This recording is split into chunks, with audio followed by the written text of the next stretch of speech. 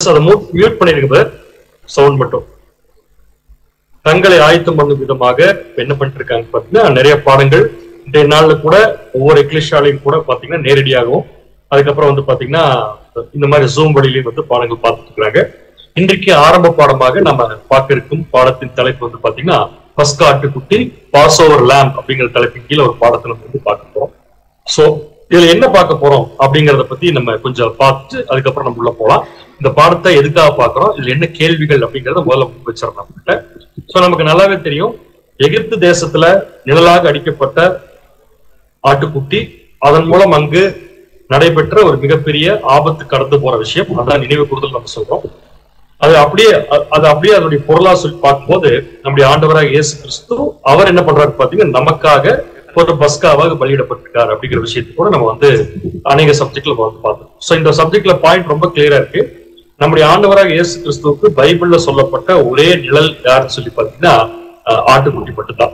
மற்ற விஷயத்துல நம்ம என்னதான் கம்பேர் பண்ணாலும் டைரக்டா அதுக்கு வசனங்கள் இருக்காது. பைபிள் வசனமே சொல்லக்கூடிய நம்முடைய ஆண்டவருடைய நிழல் யாருன்னு சொல்லி பாத்தீங்கன்னா இந்த ஆட்டுக்குட்டி தான். சோ இந்த ஆட்டுக்குட்டியுடைய மேன்மையும் இது கூட இருக்கிற ஒரு கேள்வியை பத்தி நம்ம வந்து படிக்க போறோம்.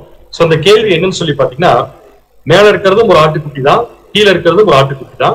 ரெண்டுமே அடிக்கப்பட்ட இடம் வேற. ஒன்று நிழலாக அடிக்கப்பட்டது எகிப்து தேசத்துல, இன்னொன்னு பாத்தீங்கன்னா பொருளாக அடிக்கப்பட்டது எங்கன்னு சொல்லி பாத்தீங்கன்னா அதே இஸ்ரேல் தேசத்துல நமக்காக அடிக்கப்பட்டுச்சுன்னு பார்த்தோம். பட் இந்த ரெண்டு ஆட்டுக்குட்டிக்கு இருக்கிற ஒரு சின்ன வித்தியாசத்தை இந்த பாடத்துல நம்ம ஆதாரமா எடுத்துக்கோம். அது என்னன்னு சொல்லி பாத்தீங்கன்னா, பழைய ஏற்பாட்டு காலத்துல எகிப்து தேசத்துல அடிக்கப்பட்ட ஆட்டுக்குட்டிய ரத்தத்தை வந்து நிலைக்கால்கள்ல பூச வேண்டும், இதுதான் கட்டளை. எகிப்து தேசத்துல அடிக்கப்பட்ட நீசான் மாதம் 14ஆம் தேதி முடிவு சாயங்காலம் 6 மணிக்கு, அதாவது 3 to 6 அடிக்கப்பட்ட அந்த நிழலான ஆட்டுக்குட்டியினுடைய மாம்சத்தை புசிக்கணும், ரத்தத்தை என்ன பண்ணணும், நிலைக்கால்கள்ல பூசணும், இதுதான் கட்டளை. அதுக்கு ஈக்குவலா பொருளா இருக்கக்கூடிய நம்முடைய ஆண்டவராக இயேசு கிறிஸ்து பாத்தீங்கன்னா அதே பஸ்கா ஆட்டுக்குட்டியா வந்தவரு, அவர் என்ன பண்றாரு பாத்தீங்கன்னா தன்னை ஒரு பஸ்கா ஆட்டுக்குட்டிங்கிறத ஊர்ஜிதப்படுத்துறதுக்காக சீஷர்களை கூப்பிட்டு அவர் கடைசி நினைவு கூறுதல் அனுசரிக்கும் போது சொன்ன விஷயத்துல எந்த ஒரு விஷயம் நிழலில் இருந்து மாறுபட்டு இருக்கு அப்படின்னு சொல்லி பாத்தீங்கன்னா, அங்க ஆட்டுக்குட்டியின் ரத்தத்தை புசிக்க கூடாது, இங்க நம்முடைய ஆண்டவராக இயேசு கிறிஸ்து என்ற ஆட்டுக்குட்டியின் நிஜமான ஆட்டுக்குட்டியின் ரத்தத்தை புசிக்கணும்னு சொல்றாரு ஆண்டவர். எவ்வளவு கான்ட்ராஸ்ட் இருக்கு பாருங்க. இங்க சாப்பிடக்கூடாது, இங்க சாப்பிட்டா அது வந்து தப்பு எகிப்துல. அதே விஷயம் பொருளா இருக்கும் போது ஆண்டவர் சொல்ற விஷயத்துல அந்த ஆட்டுக்குட்டியின் மாம்சத்தை சாப்பிடலாம், பட் ரத்தத்தை பானம் பண்ணலைன்னா அது வந்து உங்களுக்கு பிரயோஜனம் இல்லைன்னு நம்முடைய ஆண்டவர் சொல்றாரு. அப்ப ஏன் நிழலுக்கும் பொருளுக்கும் இந்த வித்தியாசம் இருக்கு, ரத்தத்துக்குள்ள ஏன் இந்த வித்தியாசம் இருக்கு அப்படிங்கிறத கண்டுபிடிக்கிறதுக்காக தான் இந்த பாடத்துக்கு நம்ம போறோம். சோ இந்த பாடத்தை நம்ம எங்கிருந்து ஆரம்பிக்க போறோம் அப்படின்னு சொல்லி பாத்தீங்கன்னா, பிளானிங் செஷன். இந்த ஒட்டுமொத்த உலகத்தையும் தேவனும் கிறிஸ்துவும் சேர்ந்து அவர்கள் உருவாக்குறதுக்கு முன்னாடி அவர்கள் 2 பேரும் சேர்ந்து இந்த உலகத்துல தனியா இருக்கிறாங்க. 2 பேர் மட்டும் தனியா இருக்கிறாங்க. முதல் தேவன் இருந்தாரு. இப்ப தேவன் யாரை ஜெனிப்பித்து விட்டார் பாத்தீங்கன்னா நம்முடைய ஆண்டவராக இயேசு கிறிஸ்து. 2 பேரும் சேர்ந்து ஒரு பிளானிங் பண்றாங்க. அந்த பிளானிங் என்ன, மனுக்குலத்தின் ரட்சிப்பின் திட்டம். சோ எதுக்காகனா மனுஷனுக்காக இந்த பூமியை உருவாக்கப்படுது.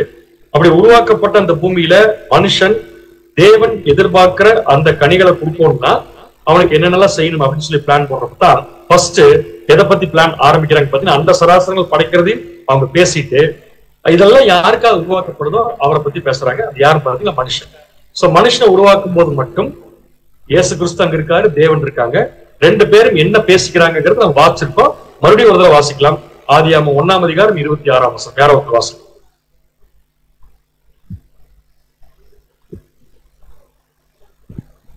ஓகே, எனக்கு வாசிக்கிற சவுண்ட் கேட்கல, வாசிச்சாங்க தெரியல இருக்கு.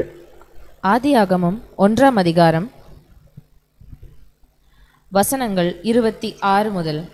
பின்பு தேவன் நமது சாயலாகவும் நமது ரூபத்தில், மேபி இதை நீங்க மியூட் போட்டிருக்கிறதுனால எனக்கு கேட்கலன்னு நினைக்கிறேன். இந்த மியூட் வேணா எடுத்துருங்க. எல்லாரும் அமைதியா உட்கார்ந்துட்டா எனக்கு சவுண்ட் கேட்காது. சோ மியூட் மட்டும் எடுத்துருங்க.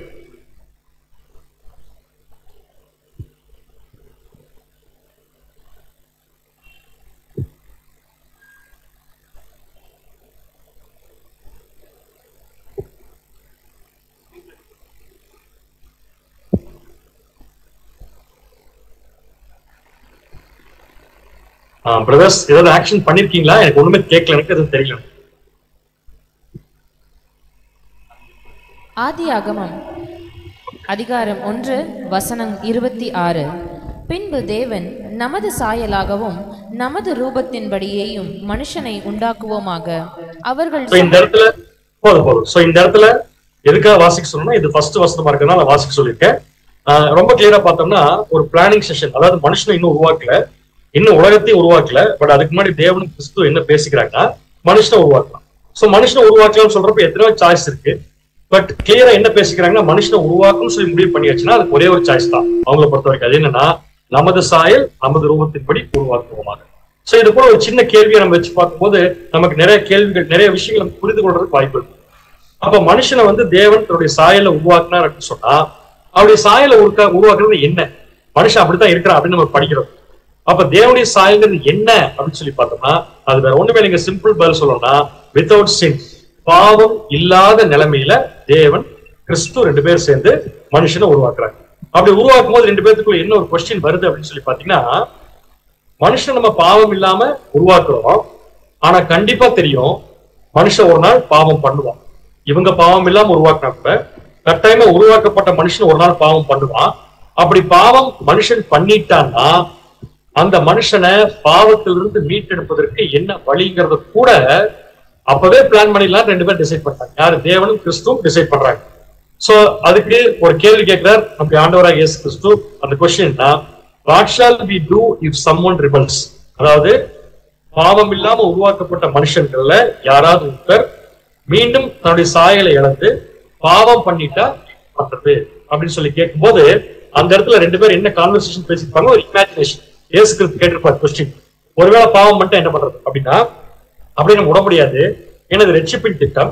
அப்ப பாவம் பண்ண மனுஷன் பாவம் பண்ணிட்டான்னா அவன் பாவத்துக்கு நம்ம என்ன பண்றதுங்கிறத சேர்த்து இப்பவே பிளான் பண்ணிடலாம் அப்படின்னு சொல்லி இயேசு கிறிஸ்துவும் தேவனும் முடிவெடுக்கிறாங்க. அப்ப தேவன் தன் சார்பா பாவம் செய்த மனுஷனுக்கு பாவத்திலிருந்து வெளியே கொண்டு வர்றதுக்கு தன் சார்பில் இருந்து என்ன பண்ண முடியும் அப்படின்னு தேவன் சொல்லும் போது அவர் எதெல்லாம் காமிச்சிருப்பாருன்னா, அவருடைய கிரியேஷன். ஒருவேளை மனுஷன் விரும்பி பாவம் செஞ்சுட்டான், இப்ப அவன் செஞ்ச பாவத்தை வெறுக்கணும்னா அவனே தான் வெறுத்தானோ, ஏன்னா விரும்பி செஞ்சுட்டான். அப்படி இருக்கிறப்ப என்ன பண்றதுன்னு யோசிச்சுதான் என்னென்ன விஷயங்கள் அங்க பேசியிருப்பாங்கன்னா, தேவன் தன் சார்பா கிரியேஷன், ஒட்டுமொத்த அவருடைய படைப்புகள், சிருஷ்டிப்புகளை கொண்டு வச்சிருப்பாரு. ஏன் வச்சிருப்பாருன்னு சொல்லி பாத்தீங்கன்னா, இந்த சிருஷ்டிப்புகள் எதுவுமே தேவன் உருவாக்குறதுல இருந்து மாறாம இருக்கு, நாம மட்டும்தான் மாறிட்டோம்னு மனுஷன் உணர்ந்துக்கிறதுக்காக தேவன் சொல்லியிருப்பாரு. இது மட்டும் இல்ல, தேவனுடைய படைப்புல ஒரு செடி கொடி முதற்கொண்டு விலங்குகள் முதற்கொண்டு தேவன் எப்படி உருவாக்கி இருக்காரோ அப்படி தன்மை விட்டு அது மாறுறது இல்ல. இதெல்லாம் நான் உருவாக்கி வைக்கிறேன். ஏன் உருவாக்கி வைக்கிறேன்னு சொல்லி பாத்தீங்கன்னா, மனுஷன் பாவம் பண்ணா கூட அவன் பண்ண பாவத்தை அவன் வெறுக்கிறதுக்கு இதெல்லாம் பார்த்தா வெறுத்துருவான் அப்படின்னு சொல்லி தேவன் ஒரு இயேசு கிறிஸ்து என்ன பண்றாருன்னா இந்த விஷயத்தை சொல்றாரு. அப்படி சொல்லும் போது அங்க இன்னொரு ப்ராப்ளம் என்ன வருதுன்னு பாத்தீங்கன்னா, இயேசு கிறிஸ்து அடுத்த கேள்வி வைக்கிறார். அந்த கேள்வின்னா, தேவன் நீங்க படைச்ச படைப்புகள் எல்லாம் பர்ஃபெக்டா இருக்கு, எல்லாம் மனுஷன் பார்த்து திருந்திடுவான்னு சொல்லி நம்ம சொல்றோம், நம்ம நினைக்கிறோம், பாவத்தை வெறுத்துருவான்னு நம்ம நினைக்கிறோம். ஆனா ஆக்சுவலா பாத்தீங்கன்னா நீங்க சொன்ன எந்த விஷயமும் மனுஷன் நிறைய பாவத்தை ஃபீல் பண்ண வைக்கிறதுக்கு, அவனை பாவத்திலிருந்து வெளியே கொண்டு வர்றதுக்கு அவனுடைய சாயல்ல நீங்க காமிச்ச எதுவுமே இல்லை.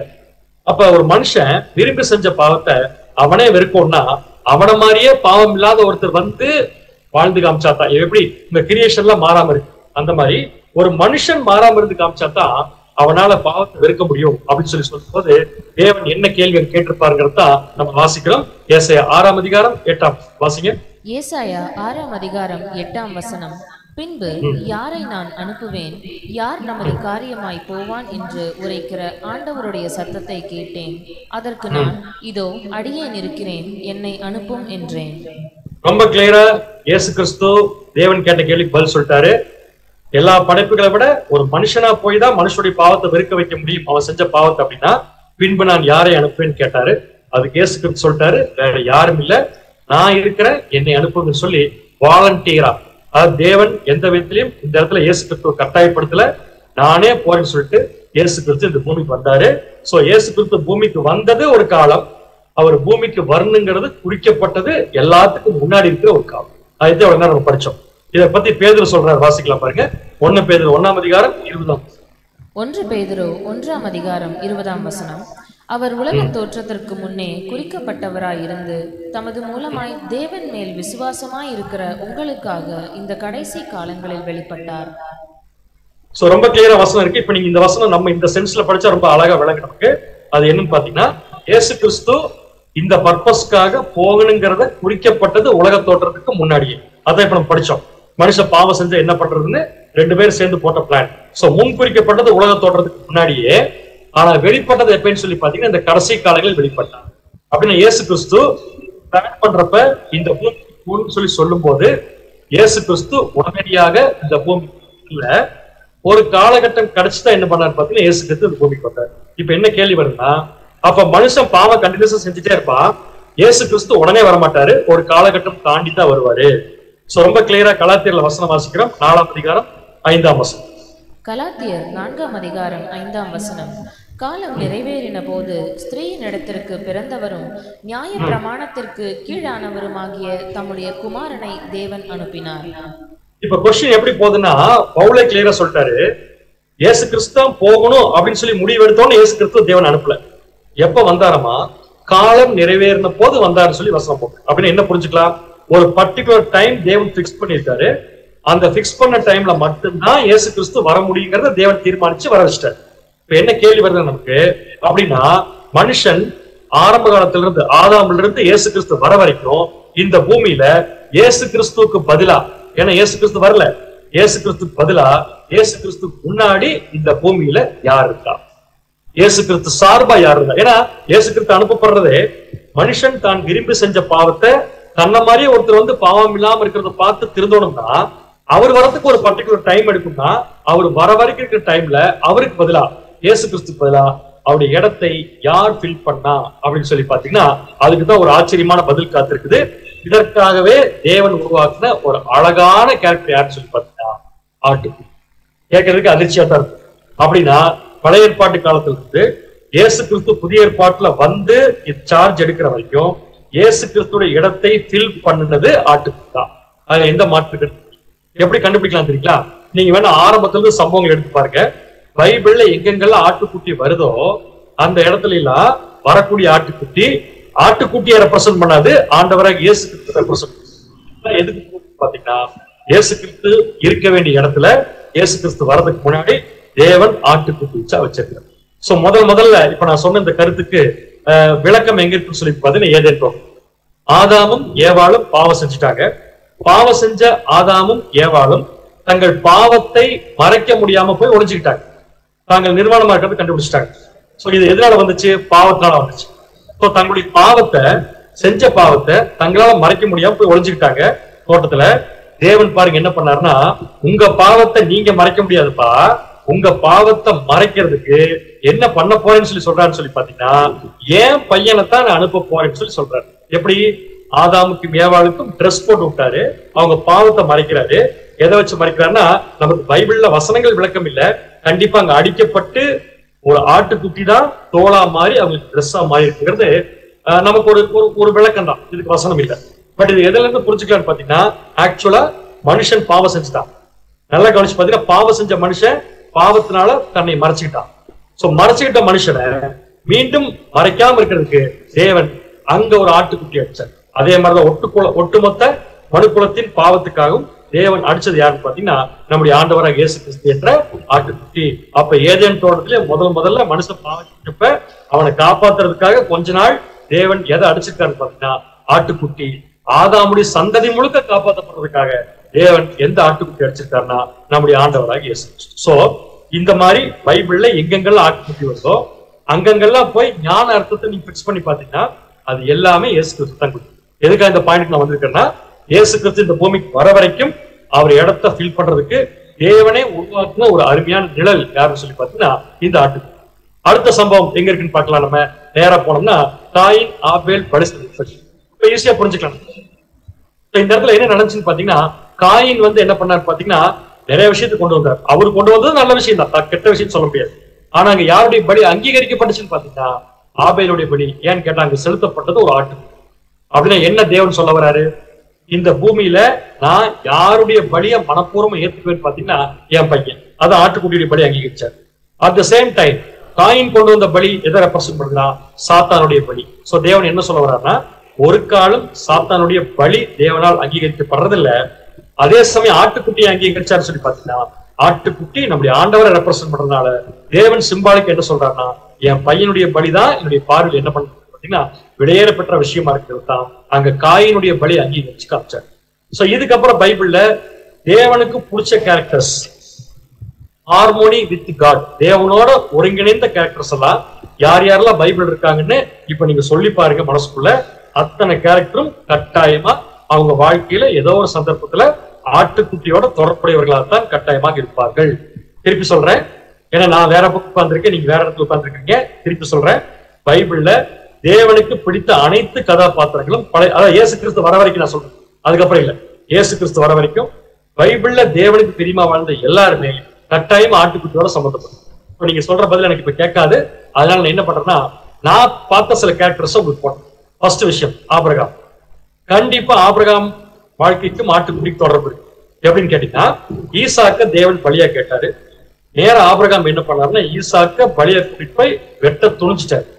சோ தேவன் என்ன பண்ணிட்டாரு, அந்த இடத்துல நீ உன் பையனை பலியா கூப்பிட்டு வேண்டாப்பான்ட்டு அவர் என்ன பண்ணிட்டாருன்னா அவரு பையனை பலியா கூப்பிட்டு, அதான் மீனிங்.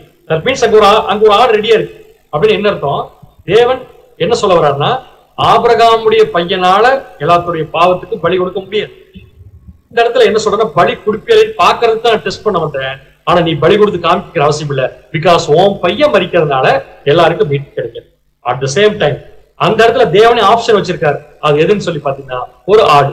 சோ அந்த இடத்துல அடிக்கப்பட்ட ஆட்டுக்குட்டி எதை ரெப்ரசென்ட் பண்ணுன்னு சொல்லி பாத்தீங்கன்னா தேவன் ஆயத்தம் பண்ணி வச்சிருந்த ஆட்டுக்குட்டி, தேவனே ஆயத்தம் பண்ணி வச்சிருந்த ஆட்டுக்குட்டி எதை ரெப்ரசென்ட் பண்ணுனா நம்முடைய ஆண்டவராக இயேசு. இஸ்ரேல் ஜனங்கள் எகிப்துல அவங்க செஞ்சு கொண்டிருந்த முக்கியமான தொழில் என்ன பாத்தீங்கன்னா ஆடு மேய்க்கு. ஏன் தேவன் ஆடு மேய்க்கு விட்டாருன்னா அந்த ஆடுகள் கிட்ட இருந்து குணலட்சணத்தை கற்றுக்கொள்றதுக்காக தேவன் அனுமதி கொடுத்திருக்காரு. அப்ப ஆடு மேய்ச்சா குணலட்சணம் மாறுமா அப்படின்னு பார்த்தா கண்டிப்பா மாறும். இவங்களுடைய லீடர் ஒருத்தர் இருக்காரு, அவர் பேர் என்ன பாத்தீங்கன்னா மோசே. சோ இந்த மோசையை பத்தி நமக்கு கொஞ்ச நாளைக்கு முன்னாடி போய் படிச்சோம்னா, இவருடைய வாழ்க்கையில கொஞ்சம் முன்னாடி போய் படிச்சோம்னா இவர் மாதிரி கோவப்படுற ஆட்கள் யாருமே கிடையாது.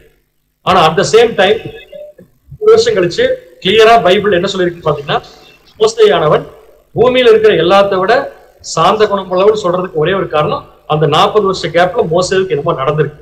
சோ என்னமோ நடந்திருக்குன்னு என்ன நடந்திருக்கணும், ஒரே ஒரு விஷயம், அவர் திருந்ததுக்கு விஷயங்கள் நடந்திருக்கணும். அவர் திருத்தறதுக்கு தேவன் யாரும் மனுஷன் அனுப்பல, அவர் ஆட்டுக்குட்டி தான் மேய்ச்சிட்டு இருந்தார். அப்படின்னா ஆடுகள் கூட பழகும் போது ஒரு பயங்கரமான கோபம் கொண்ட ஒரு எரிச்சலோட ஒரு கேரக்டர் கூட என்னன்னு சொல்லி பாத்தீங்கன்னா ஒரு சாந்த குணத்துக்குள்ள கொண்டு போயிருக்குன்னா 40 வருஷம் மோசே கிளாஸ் எடுத்து யாருன்னு பாத்தீங்கன்னா ஆடுகள் தான். சோ ரொம்ப கிளியரா படிக்கலாம், எல்லா இடத்துலயும் கண்டிப்பா ஆடுகள் தங்களுடைய குணலட்சணத்தின் மூலம் மனுஷனை மாத்துதுன்னா ஆடுனுடைய குணலட்சணம் அல்ல, நம்முடைய ஆண்டவருடைய நிழல் அப்படி இருக்கு அப்படிங்கிறத நம்ம புரிஞ்சுக்கணும். பழைய ஏற்பாட்டுல நியாயப்பிரமாணம் எடுத்து பாத்தீங்கன்னா ஜனங்களுடைய பலி அங்கீகரிக்கப்படுறதுக்கு ஒரு ஆட்டுக்குட்டியின் மேல் அவருடைய பாவத்தை சுமத்தும் போது அந்த பாவத்தை ஆட்டுக்குட்டி வாங்கிட்டு அது பலியாகும்.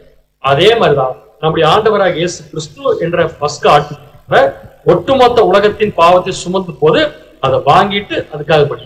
சோ எல்லா இடத்துலயும் பாத்தீங்கன்னா கிளியரா இருக்கும், ஆட்டுக்குட்டி தேவனுடைய பிள்ளைகளோட சம்பந்தப்பட்டு தான் இருக்கும்.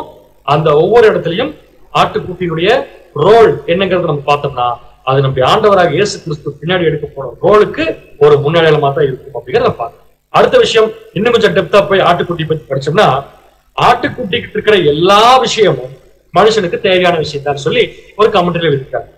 ஒரு ஆட்டுக்குட்டி இருக்கிற எல்லா விஷயமும் மனுஷனுக்கு தேவையான விஷயம் தான். பட் அதை இப்ப நம்ம ரொம்ப டீப்பா போய் பார்க்கலாம்.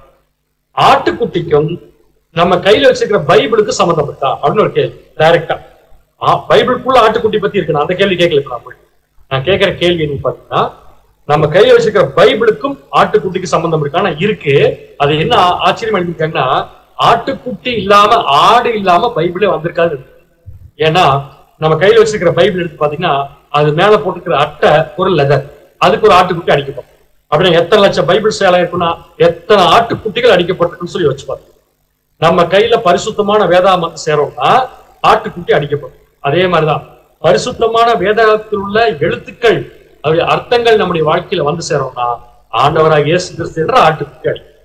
இது பைபிள் வெளிப்புறம் இருக்கிற விஷயம். பைபிளுக்குள்ள போன இந்த ஆட்டுக்குட்டியோட நிறைய சம்பந்தப்பட்ட விஷயம் இருக்கு.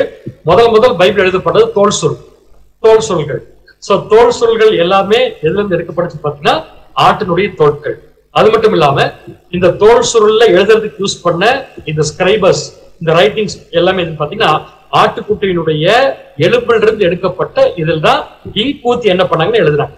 அது மட்டும் இல்ல பைபிள் எழுதப்பட்ட காலத்துல நமக்கு நல்லா தெரியும், மொழிபெயர்க்க ஆரம்பிக்கிறப்ப போக்குமார்க்கம் புதிய ஏற்பாட்டு காலத்துல வந்து நிறைய பிரச்சனைகள் பண்ணதுனால நம்ம சபையின் காலத்துல சரித்திரத்தை எடுத்து பார்க்கும்போது எல்லாம் போய் பொந்துகள்லயும் குன்றுகள்லயும் உட்கார்ந்தா பைபிள் எடுப்போம். அங்கெல்லாம் லைட்டும் இருக்காது, வெளிச்சம் இருக்காது. அப்ப என்ன பண்ணிருப்பாங்க, வெளிச்சத்துக்கு எழுதுறதுக்கு அப்படின்னு பாத்தீங்கன்னா கண்டிப்பா ஒரு மெழுகுபத்தி ஏற்றி வச்சிருப்பாங்க.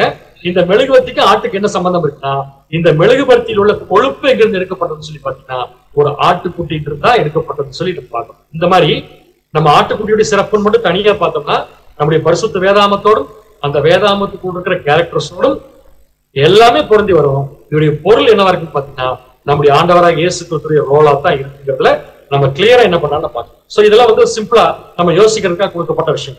சோ இப்படியே நம்ம என்ன பண்ணிடலாம்னா பைபிளுக்குள்ள போலாம். பைபிளுக்குள்ள எங்க போலாம், எகிப்துக்குள்ள போலாம். சோ எகிப்துக்குள்ள எங்க போலாம்னு பாத்தீங்கன்னா அங்க ஒரு பஸ்கா ஆட்டுக்குட்டி அடிக்கப்படுற நீசான் மாதம் 14ஆம் தேதி நம்ம போறோம். 14ஆம் தேதி என்ன நடக்கும், ஆட்டுக்குட்டி அடிக்கப்படும். சோ அந்த ஆட்டுக்குட்டி அடிக்கப்படுற அந்த விஷயத்துக்குள்ளதான் நம்ம ஒரு முக்கியமான வார்த்தையை நம்ம பார்க்க போறோம். அது என்னன்னா, ஆட்டுக்குட்டி இஸ்ரேல் ஜனங்கள் வீட்டில் தெரிந்து கொள்ளப்படுறது நீசான் மாதம் 10ஆம் தேதி.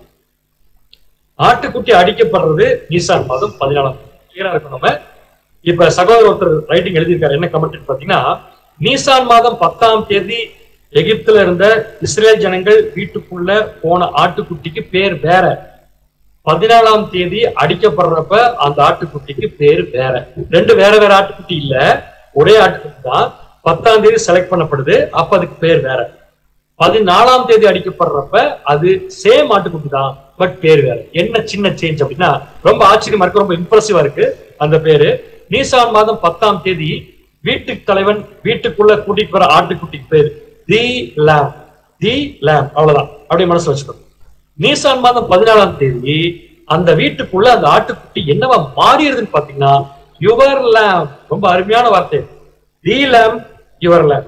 10ஆம் தேதி லேம், 14ஆம் தேதி யுவர் லேம். ரெண்டுக்கு என்ன வித்தியாசம் சொல்லி பாத்தீங்கன்னா, தி லேம்னா ஒரு ஆட்டுக்குட்டி, அந்த ஒரு ஆட்டுக்குட்டி தான் வீட்டுக்குள்ள வருது. அந்த வீட்டுல இருக்க யாருக்குமே அந்த ஆட்டுக்குட்டி முன்னாடி பார்த்திருக்கவே மாட்டாங்க, இன்னைக்கு தான் வீட்டுக்குள்ள வருது. சோ லேம், தி லேம். ஆனா 14ஆம் தேதி அந்த ஆட்டுக்குட்டி என்னவா மாறுதுன்னா எங்க ஆட்டுக்குட்டியா மாறுதுன்னு சொல்லி. எங்க ஆட்டுக்குட்டி நம்ம ஆட்டுக்குட்டி இல்ல, எந்த வீட்டுக்குள்ள போச்சோ அந்த வீட்டு தலைவர் சொல்லுவாங்க, வீட்டுல இருக்கவங்க சொல்லுவாங்க இது எங்க ஆட்டுக்குட்டி. அப்ப 4 நாள் ஆட்டுக்குட்டி என்ன ஆகுது, ஏதோ ஒரு ஆட்டுக்குட்டியா வந்தது. 4 நாள்ல எங்க ஆட்டுக்குட்டிங்கிற அளவுக்கு அது பழகி. காரணம், ஆட்டுக்குட்டியுடைய ஒரு மோசமான இல்ல, ரொம்ப டேஞ்சரஸான விஷயம்னா மற்ற எந்த ஒரு டொமஸ்டிக் அனிமல்ஸ் கிட்டையும் நம்ம பழகிறதை காட்டிலும் கொஞ்சம் பழகினா கூட அதிகமா நம்மளை கவருக்கு, அதிகமா நம்ம கூட அன்பு செலுத்துறது எதுன்னு பாத்தீங்கன்னா இந்த ஆட்டுக்குட்டி தான். ஏன் தெரியுங்களா, இது உருவாக்கப்பட்டதே நம்முடைய ஆண்டவராக இயேசு கிறிஸ்துவின் நிழலுக்காக தான். சோ அப்படிதான் இருக்கும். சோ அந்த ஆட்டுக்குட்டி என்ன பண்ணும், 10ஆம் தேதி தெரிந்து கொள்றப்ப ஏதோ ஒரு புதுசா வீட்டுக்குள்ள வந்திருக்கும் உட்காந்துருக்கும். இப்ப 4 நாட்கள் அந்த வீட்டுல இருக்கக்கூடிய ரெஸ்பான்சிபிலிட்டி என்னன்னா, 14ஆம் தேதி அடிக்கப்படும் போது பழுதில்லாம இருக்கும் ஆட்டுக்குட்டி. அப்ப உள்ள வந்த ஆட்டுக்குட்டி வரும்போது ஏதாவது குறையோட இருந்தா கூட அடிக்கப்படுறப்ப குறை இருக்கக்கூடாதுங்கிறதுக்காக அந்த வீட்டுல இருக்க எல்லாரும் அந்த ஆட்டுக்குட்டி எப்படி பார்த்திருப்பாங்கன்னா ரொம்ப பத்திரமா பார்த்திருப்பாங்க, ரொம்ப கேர் எடுத்திருப்பாங்க. ஒரு சின்ன பையன் இருந்து ஒரு கை குழந்தையில இருந்து வயசானவங்க வரைக்கும் அந்த வீட்டுல இருக்க எல்லாருமே தங்கள் வீட்டுல இருக்கிற தலைப்பிள்ளை காக்கப்படணும்னா இந்த ஆட்டுக்குட்டி தான் அதுக்கு ஒரே வழின்னு சொல்லிட்டு அந்த ஆட்டுக்குட்டி கேர் எடுக்கும் போது பாவம் அந்த ஆட்டுக்குட்டிக்கு என்ன தெரியாதுன்னா, நம்மளால இந்த குடும்பம் காக்கப்படுறதுக்காக நம்ம பழுதில்லாம இருக்குங்கிறதுக்காக நம்ம அடிக்கப்படுங்கிறதுக்காக கேர் எடுக்காம தெரியாம நம்ம மேல ரொம்ப அன்பு வச்சுட்டாங்க நினைச்சு 4 நாள் இந்த ஆட்டுக்குட்டி என்ன பண்ணிருக்கு பாத்தீங்கன்னா அவங்க மேல ஓவரா அன்பு வச்சு. அப்ப 14ஆம் தேதி காலையில வேண்டாம், நம்ம கணக்கே வேண்டாம், வர வேண்டாம், 14ஆம் தேதி சாயந்தரம் அந்த வீட்டு தலைவன் இந்த ஆட்டுக்குட்டியை அடிக்கணும் அப்படின்னு சொல்லி கத்தியை ஓங்கும் போது அது எப்படி அவங்களால. அப்பதான் அந்த பையன் சொல்லுவானா, குட்டி பையன் ஒருத்தர் வீட்டுல இருப்பான், சொல்லுவானமா இந்த ஆட்டுக்குட்டி நம்ம ஆட்டுக்குட்டி அப்படின்னு சொல்லி சொல்லுவோம். அப்ப 4 நாட்கள் பழகின அந்த பழக்கம் எப்படி ஃபீல் கொடுக்குன்னு பாத்தீங்கன்னா, இதை ஒரு காலம் அடிக்க வேண்டாங்கிற கண்டிஷன் போயிருவாங்க. பட் அவங்களுக்கு வேற ஆப்ஷன் கிடையாது. ஏன்னா தலைப்பிள்ளை காக்கப்படணும்னா இப்ப இந்த ஆட்டுக்குட்டி அடிக்கப்பட்டுத்தான் ஆகணும். சோ கஷ்டப்பட்டு வேதனையோட அந்த ஆட்டுக்குட்டியை அவங்க அடிச்சு அதோடைய மாம்சத்தை புசிச்சு ரத்தத்தை நிலைக்கால்கள்ல பூசணும். இதுதான் பழைய ஏற்பாட்டுல இயேசு கிறிஸ்து வர்றதுக்கு முன்னாடி பஸ்கால தேவன் கொடுத்த கட்டளை. இதை 1 இன்ச் கூட யாரும் மாத்தக்கூடாது. ஒருவேளை வீட்டுக்குள்ள ஆட்டுக்குட்டி பழுதானதை அடிச்சாங்க, அவர்கள் வீட்டுல தலைப்பிள்ளை காக்கப்படாது. ரத்தத்தை எடுத்து நிலைக்கால்களை பூசாம விட்டாங்க, தலைப்பிள்ளை காக்கப்படும். சோ ஒவ்வொன்னையும் பர்ஃபெக்டா தேவன் எதிர்பார்த்த மாதிரி செஞ்சா மட்டும்தான் நடக்கும். இதை பர்ஃபெக்டா செய்யறப்ப எதுக்கு செய்யறாங்கன்னு தெரியாம ஆட்டுக்குட்டி அன்பு வச்சு அதே சமயம் நாளே நாள் ஆட்டுக்குட்டி அந்த வீட்டுல என்ன இருப்பாங்க மறிச்சிடும். இது நிழல். இதுக்கப்புறம் இதோடைய பொருள் பார்க்கும்போது அதே மாதிரி ஒரு ஆட்டுக்குட்டி நீசான் மாதம் 10ஆம் தேதி எருசலேமுக்குள்ள வருது. இந்த ஆட்டுக்குட்டி எருசலேமுக்குள்ள வரதுக்கு முன்னாடி முதல் அவர் ஞானஸ்தானம் எடுக்க வரும்போதே யோவான் ஸ்நானகன் அறிமுகப்படுத்தினார் நம்முடைய ஆண்டவராக இயேசு கிறிஸ்துவ. இயேசு கிறிஸ்துவின் பேர் சொல்லி அறிமுகப்படுத்தல. உலகத்தின் பாவத்தை சுமந்து தீர்க்கும் தேவ ஆட்டு அப்படின்னு என்ன தெரியுங்களா அர்த்தம்? 4 நாட்கள் பழகின ஒரு ஆட்டுக்குட்டிய அடிக்கிறதுக்கு இவ்வளவு தூரம் மனசுக்கு வேதனையா இருக்கு. எத்தனை வருஷம் தேவனும் கிறிஸ்துவும் ஒன்னா இருந்திருப்பாங்க. அப்படி இருக்கும்போது தன் மகனை அடிக்க கொடுக்கிறப்ப தேவனுக்கு எந்த அளவுக்கு கஷ்டப்படும். அவரை பிரியும் போது எப்படி கஷ்டப்படும், அடிக்கப்படும் போது தேவன் பேசாம இருக்கிறப்ப எவ்வளவு கஷ்டமா இருக்கும். இதெல்லாம் நிழல்ல அவங்க ஃபீல் பண்றதுக்கு வாய்ப்பு இல்லை. ஏன்னா அவங்க பூமிக்குரிய வாய்ப்புக்குள்ள போகக்கூடிய ஜனங்கள் தான். ஆனா மனதளவுல இந்த விஷயம் ஒரு பெரிய பாதிப்பு ஏற்படுத்தும் தேவன் யாருக்கு தீர்மானிச்சிருக்காரோ நம்முடைய மனசை இதுக்கு நேராக்குனா நிறைய விஷயங்கள் நம்ம செய்கிறோம். இயேசு கிறிஸ்துவ யோவான் ஸ்நானகன் அறிமுகப்படுத்தினாரு, உலகத்தின் பாவத்தை சுமந்து தீர்க்கும் தேவாட்டு.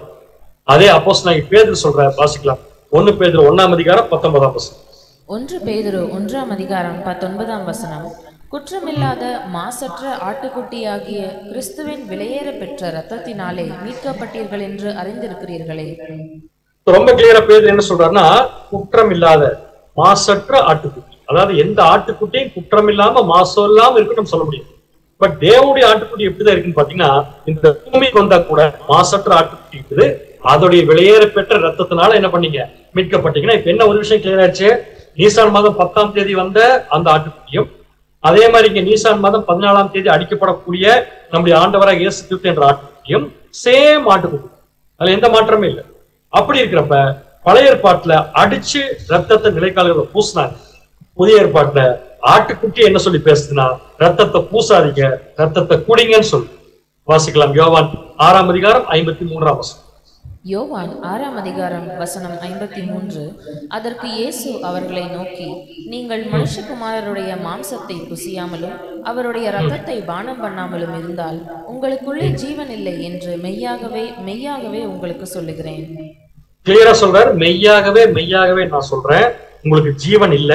எப்படின்னா அவருடைய ரத்தத்தை பானம் பண்ணாமல் இருந்தார். அப்ப ஆட்டுக்குட்டி சேம்னா அங்க மட்டும் ஆட்டுக்குட்டிக்கு வேற ரூல், இங்க ஆட்டுக்குட்டிக்கு வேற ரூலா? அங்க ரத்தத்தை புசிக்க கூடாது, இங்க ஆட்டுக்குட்டியே சொல்லுது என் ரத்தத்தை புசிக்காம பானம் பண்ணாம இருந்தீங்கன்னா உங்களுக்கு ஜீவன் இல்லைன்னு 2 டைம் சொல்றாரு. மெய்யாகவே மெய்யாகவே நான் உங்களுக்கு சொல்றேன். இன்னொரு வசனம் வாசிக்கலாம். மத்தேயு 26ஆம் அதிகாரம் 27 மற்றும் 28. மத்தேயு 26ஆம் அதிகாரம் வசனங்கள் 27 மற்றும் 28. பின்பு பாத்திரத்தையும் எடுத்து ஸ்தோத்திரம் பண்ணி அவர்களுக்கு கொடுத்து, நீங்கள் எல்லாரும் இதிலே பானம் பண்ணுங்கள், இது பாவ மன்னிப்பு உண்டாகும்படி அநேகருக்கான சிந்தப்படுகிற புது உடன்படிக்கைக்குரிய என்னுடைய இரத்தமாய் இருக்கிறது. ஆக்சுவலா இந்த இடத்துல 27ஆம் வசனம் என்ன கிளியரா இயேசு சொல்றாரு பாத்தீங்கன்னா, அவர்களுக்கு கொடுத்து, பாத்திரத்தை எடுத்து அவங்களுக்கு கொடுத்து, நீங்கள் எல்லாரும் இதுல என்ன பண்ணுங்க, பானம் பண்ணுங்க. அப்படின்னு என்ன அர்த்தம்? அந்த பாத்திரத்துக்குள்ள இருக்கிற விஷயத்த அவங்க பானம் பண்ணணும். எல்லாரும் பானம் பண்ணல, எல்லாத்தையும் பானம் பண்ணுங்க. ஏற்கனவே பார்த்துப்போம் சப்ஜெக்ட்ல. கம்ப்ளீட்டா குடிச்சிருங்க, ஏன்னா இது மிச்சம் வைக்க கூடாது, இது சபைக்கு மாத்திரம் தான். அப்படி நீங்க செஞ்சாதான் புதிய உடன்படிக்கை அங்க எஸ்டாப்ளிஷ் ஆகுன்னு சொல்லிட்டாரு. அப்படின்னா 144,000 பேரும் கம்பல்சரியா ரத்தத்தை குடிச்சுதான் ஆகணும். அப்படின்னா ஏன் இந்த டிஃபரன்ஸ் பழைய ஏற்பாட்டுக்கும் புதிய ஏற்பாடு? பழைய ஏற்பாட்டில் அடிக்கப்பட்ட ஆட்டுக்குட்டியுடைய ரத்தத்தை நிலைக்கால்கள்ல பூசணும், சாப்பிடக்கூடாது. இது மட்டும் இல்லைங்க, பழைய ஏற்பாட்டுல ரத்தத்தை புசிக்கிறதே குற்றம். ஆனா புதிய ஏற்பாட்டுல பாத்தீங்கன்னா ரத்தத்தை அதே ஆட்டுக்குட்டி சொல்லுது, பானம் பண்ணலினா உங்களுக்கு ஜீவன் இல்லை என்று மெய்யாகவே மெய்யாகவே நான் சொல்லி. சோ இந்த கேள்விக்கு பதில் தெரிஞ்சா சப்ஜெக்ட் இதோட நிறுத்திடலாம். இந்த கேள்விக்கு பதில் தெரியுங்கிறதுக்காக தான் சப்ஜெக்ட்ல ஒவ்வொரு பாயிண்ட்டும் எவ்வளவு நேரம் பார்க்கணும். சோ அந்த ஃபீல் நமக்கு இருந்தா மட்டும்தான் இதுக்குள்ள போகக்கூடிய விஷயங்கள் நமக்கு புரியாது. சோ இப்ப கேள்விக்கு பதில் கண்டுபிடிக்கக்கூடிய செஷனுக்கு வந்துட்டோம். இப்ப நேரம் பழைய ஏற்பாட்டுல போலாம். பழைய ஏற்பாட்டுல ரத்தம் அப்படின்னு வந்தாலே இது ஜீவனுக்கு சமானம் படிச்சிருக்கோம். ஜீவனால் ஒண்ணுதான், ரத்தம்னால ஒண்ணு. சோ இப்ப நம்ம ரத்தத்தை பத்தி படிக்கதான் வந்திருக்கோம். ஏன்னா ரத்தத்தை அங்க புசிக்க கூடாது, புதிய ஏற்பாட்டுல புசிக்கும். சோ இப்ப கொஸ்டின் என்னன்னா, ஏன் தேவன் பழைய ஏற்பாட்டுல ரத்தத்தை புசிக்க வேண்டாம்னு சொன்னாருன்னா அதுக்கு ஒரு காரணம் இருக்கு. அதைத்தான் பாசவர்லயும் சொன்னாரு, ரத்தத்தை என்ன பண்ண வேண்டாம், சாப்பிட வேண்டாம், நிலைக்கால்களை பூசுன்னு சொன்னாரு. அது என்னங்கிறத கண்டுபிடிக்கிறதுக்கு ஒரு 2-3 வசனம் போட போறேன். நீங்க தான் பதில் சொல்லணும், ஏன் தேவன் ரத்தத்தை புசிக்க கூடாதுன்னு சொல்றேன். ஃபர்ஸ்ட் வசனம் ஆதியாகமம் 9ஆம் அதிகாரம் 3ஆம் வசனம் 4ஆம் வசனம். ஆதியாகமம் 9ஆம் அதிகாரம் வசனங்கள் 3 மற்றும் 4. நடமாடுகிற ஜீவ ஜந்துக்கள் யாவும் உங்களுக்கு ஆகாரமாய் இருப்பதாக. பசும் பூண்டுகளை உங்களுக்கு தந்தது போல அவைகள் எல்லாவற்றையும் உங்களுக்கு தந்தேன். மாம்சத்தை அதன் உயிராகிய இரத்தத்தோடே புசிக்க வேண்டாம். கிளியரா சொல்லிட்டாரு, மாம்சத்தை அதன் உயிராக ரத்தத்தோட என்ன பண்ண வேண்டாம், புசிக்க வேண்டாம். ஒருத்தர் கிளியரா சொல்றாரு புசிக்க வேண்டாம் அப்படின்னு என்ன அர்த்தம், புசிக்க கூடாதுன்னு. அப்ப தேவன் ஒரு விஷயத்தை ஸ்ட்ரிக்டா பண்ணாதேன்னு சொல்றாருன்னா என்ன மீனிங்னா, அந்த பொருளுக்கு சொந்தக்காரர் ஓனர் அவர் தானே. உண்மைதானே? நல்லா யோசிச்சு பாருங்க. நம்முடைய உடம்புல இருக்கிற மாம்சம், நம்முடைய திங்கிங், நமக்கு உடம்புக்குள்ள ஓடிட்டு இருக்கிற ரத்தம், இது எல்லாமே நம்முடைய உரிமை பொருள் கிடையவே கிடையாது. ஏன்னா நம்ம உருவாக்கல. இது எல்லாமே யாருடைய உரிமை பொருள் பார்த்தீங்கன்னா பிதாவாகிய தேவன். அப்ப தேவன் ஒரு பொருளை இப்படி செய்யுங்கன்னு சொன்னா செய்யுங்கன்னு சொல்றதுக்கு அவருக்கு முழு உரிமை இருக்கு. ஏன்னா இது அவரால் உருவாக்கப்பட்ட விஷயம். நம்ம ரத்தம் நமக்குள்ள ஓடிட்டு இருந்தா கூட அந்த ரத்தத்துடைய ஓனர் யாருன்னு பாத்தீங்கன்னா நாம கிடையாது, பிதாவாகிய தேவன் தான். சோ அவர் சொல்றாரு இப்படி செய்யக்கூடாது, அவ்வளவுதான் முடிச்சது. விஷயம். இன்னொரு வசனம் வாசிக்கலாம் பாருங்க. லேவியராகமம் 17ஆம் அதிகாரம் 11ஆம் வசனம். லேவியராகமம் 17ஆம் அதிகாரம் 11ஆம் வசனம். மாம்சத்தின் உயிர் இரத்தத்தில் இருக்கிறது. நான் அதை உங்களுக்கு பலிபீடத்தின் மேல் உங்கள் ஆத்மாக்களுக்காக பாவ நிவர்த்தி செய்யும்படிக்கு கட்டளையிட்டேன். ஆத்மாவிற்காக பாவ நிவர்த்தி செய்கிறது இரத்தமே. ரொம்ப கிளியரா சொல்றார். நான் இதை எடுத்து எப்படி யூஸ் பண்றேன்னு அப்படித்தான் யூஸ் பண்றேன். இப்ப நான் என்ன சொல்றேன், தேவன் சொல்றாரு, அவர்தான் ஓனர் சொல்றாரு. இந்த உலகத்துல இருக்கிற எந்த ஜீவராசிக்குள்ளேயும் ஜீவன் எதில் இருக்குன்னா ரத்தத்துல, அந்த ரத்தத்தை அவர்களை நான் எப்படி உபயோகிக்க சொல்றேனோ அப்படித்தான் உபயோகம். ஒரு வேகனுடைய ரத்தத்தை எடுத்து வெட்டி அதை கொண்டு போய் பலிபீடத்துல வச்சு அதை சாம்பல்ல அதை எரிச்சு அதை சாம்பலை எனக்கு நீங்க கொடுத்தீங்க அப்படின்னு பாத்தீங்கன்னா, ரத்தத்தை கொண்டு போய் தெளிச்சிங்க அப்படின்னு சொல்லி பாத்தீங்கன்னா, அது உங்க பாவத்துக்கு நிவர்த்தி செய்யக்கூடிய விஷயம். அதை நீங்க பண்ணிக்கலாம். ஏன்னா அது உங்க பொருள் இல்ல, அது என் பொருள். நான் பாவத்தை அக்செப்ட் பண்ணிக்கிறேன் அப்படின்னு தேவன் கிளியரா சொல்றது என்ன காரணம் பாத்தீங்கன்னா, இதுக்கு ஓனர் அவர் தான். அது மட்டும் இல்லைங்க, ஆசரிப்பு கூடாரத்துல எடுத்துட்டு போய் தெளிக்கக்கூடிய விலங்குடைய ரத்தம் மிச்சமாய் போச்சுன்னா என்ன பண்றது கூட அவர் தான் சொல்றாரு. ஏன்னா அவர் தான் ஓனர். வாசிக்கலாம் பாருங்க. லேவியராகமம் 4ஆம் அதிகாரம் 18ஆம் வசனம். லேவியராகமம் 4ஆம் அதிகாரம் 18ஆம் வசனம். ஆசாரிப்பு கூடாரத்தில் கர்த்தருடைய சந்நிதியில் இருக்கும் பலிபீடத்தின் மேல், பலிபீடத்தின் கொம்புகள் மேல் அந்த இரத்தத்தில் கொஞ்சம் பூசி மற்ற இரத்தமெல்லாம் ஆசாரிப்பு கூடார வாசலில் இருக்கிற தகன பலிபீடத்தின் அடியிலே ஊற்றிவிட்டு. என்ன அர்த்தம் அப்படின்னா, மிச்சம் இருக்கிற ரத்தத்தை கூட நீ வெளியே கொண்டு போயிடாத, எங்க ஊத்திருந்துங்கிறார். அதையே ஆசரிப்பு கூடார வாசலில் இருக்கிற தகன பீடத்தின் அடியில ஊத்தி போகிறார். அப்ப தேவன் எந்த அளவுக்கு ரத்தத்துக்கு உரிமை கொடுக்குறாருன்னா, அது ஒவ்வொரு ஜீவராசிகளுக்குள்ள இருந்தா கூட அது அந்தந்த ஜீவராசியின் உரிமை பொருள் அல்ல. இது எல்லாத்துக்கும் ஓனர் யாருன்னு பாத்தீங்கன்னா தேவன் மட்டும்தான். சோ தேவன் பழைய ஏற்பாட்டுல ரத்தத்தை சாப்பிடக்கூடாதுன்னு சொன்னா சாப்பிடக்கூடாது. ஏன்னா அது அவருடைய உரிமை பொருள். சரிங்களா? அதை மீறி செஞ்சா என்ன பண்ணுவார்னா, நீங்க படிச்சிருப்பீங்க லேவியராகமம், ஜனத்தில் இராதபடிக்கு அறுப்பு. பிகாஸ் நாமளும் தேவனுடைய பொருள் தான், நமக்குள்ள ஓடிட்டு இருக்கிற ரத்தமும் தேவனுடைய ப்ராப்பர்ட்டி தான். அந்த ரத்தத்தை பழைய ஏற்பாட்டுல தேவன் எதுக்கு யூஸ் பண்ண சொன்னாரோ அதுக்குதான் யூஸ் பண்ணும். எப்படி யூஸ் பண்ண சொல்லியிருக்காரோ அப்படித்தான் யூஸ் பண்ணும். சாப்பிடக்கூடாதுன்னா சாப்பிடக்கூடாது, எடுத்துக்கொண்டே தெளினா தெளிக்கணும், கீழே ஊத்துனா ஊத்தணும். ஏன்னா எல்லா ரத்தமும் யாருடைய உரிமை பொருள், யார் போனது பாத்தீங்கன்னா தேவன். இதனாலதான் பழைய ஏற்பாட்டுல தேவன் சொன்னதை நம்ம அப்படியே கேட்கிறோம், ரத்தத்தை புசிக்க கூடாது. இதேதான் பஸ்காலையும் தேவன் சொல்லிட்டார், ரத்தத்தை புசிக்க வேண்டாம், இலைக்கால்கள் கூட என்ன பண்ணிருக்காரு, பூசி. ஆனால் புதிய ஏற்பாட்டுல ஆட்டுக்குட்டி, அதுக்குள்ள இருக்கிற ரத்தம், அந்த பாயிண்ட் வந்தார். அந்த ஆட்டுக்குட்டி என்ன பண்ணுச்சுன்னு பாத்தீங்கன்னா, கடைசி பஸ்கா, அதாவது நினைவு கூறுதலுடைய கடைசி விஷயம், அவர் தான் சீஷர்களோட உட்கார்ந்து கடைசியா அவர் அனுசரிக்க போற அந்த பந்தியில இயேசு கிறிஸ்து என்ன பண்ணார், அவர் ஒரு ஆட்டுக்குட்டி. ஏன்னா ஆட்டுக்குட்டி எடுத்தார், உட்கார்ந்து என்ன சொல்றாருன்னா, என் ரத்தத்தை வாங்கி நீங்க குடிங்கன்னு சொல்றாரு. அப்படின்னா இதுவரைக்கும் தேவன் சொல்லாத விஷயத்த இயேசு கிறிஸ்து சொல்றாருன்னா கண்டிப்பா அது ஒரு அர்த்தம் இல்லாம இருக்கு. இப்ப நல்லா கவனிங்க, பழைய ஏற்பாட்டுல தேவன் ரத்தத்தை என்ன பண்ண சொல்றாரோ அதை அப்படியே பண்ணணும். காரணம் என்ன சொல்லி பாத்தீங்கன்னா அது அவருடைய உரிமை பொருள்.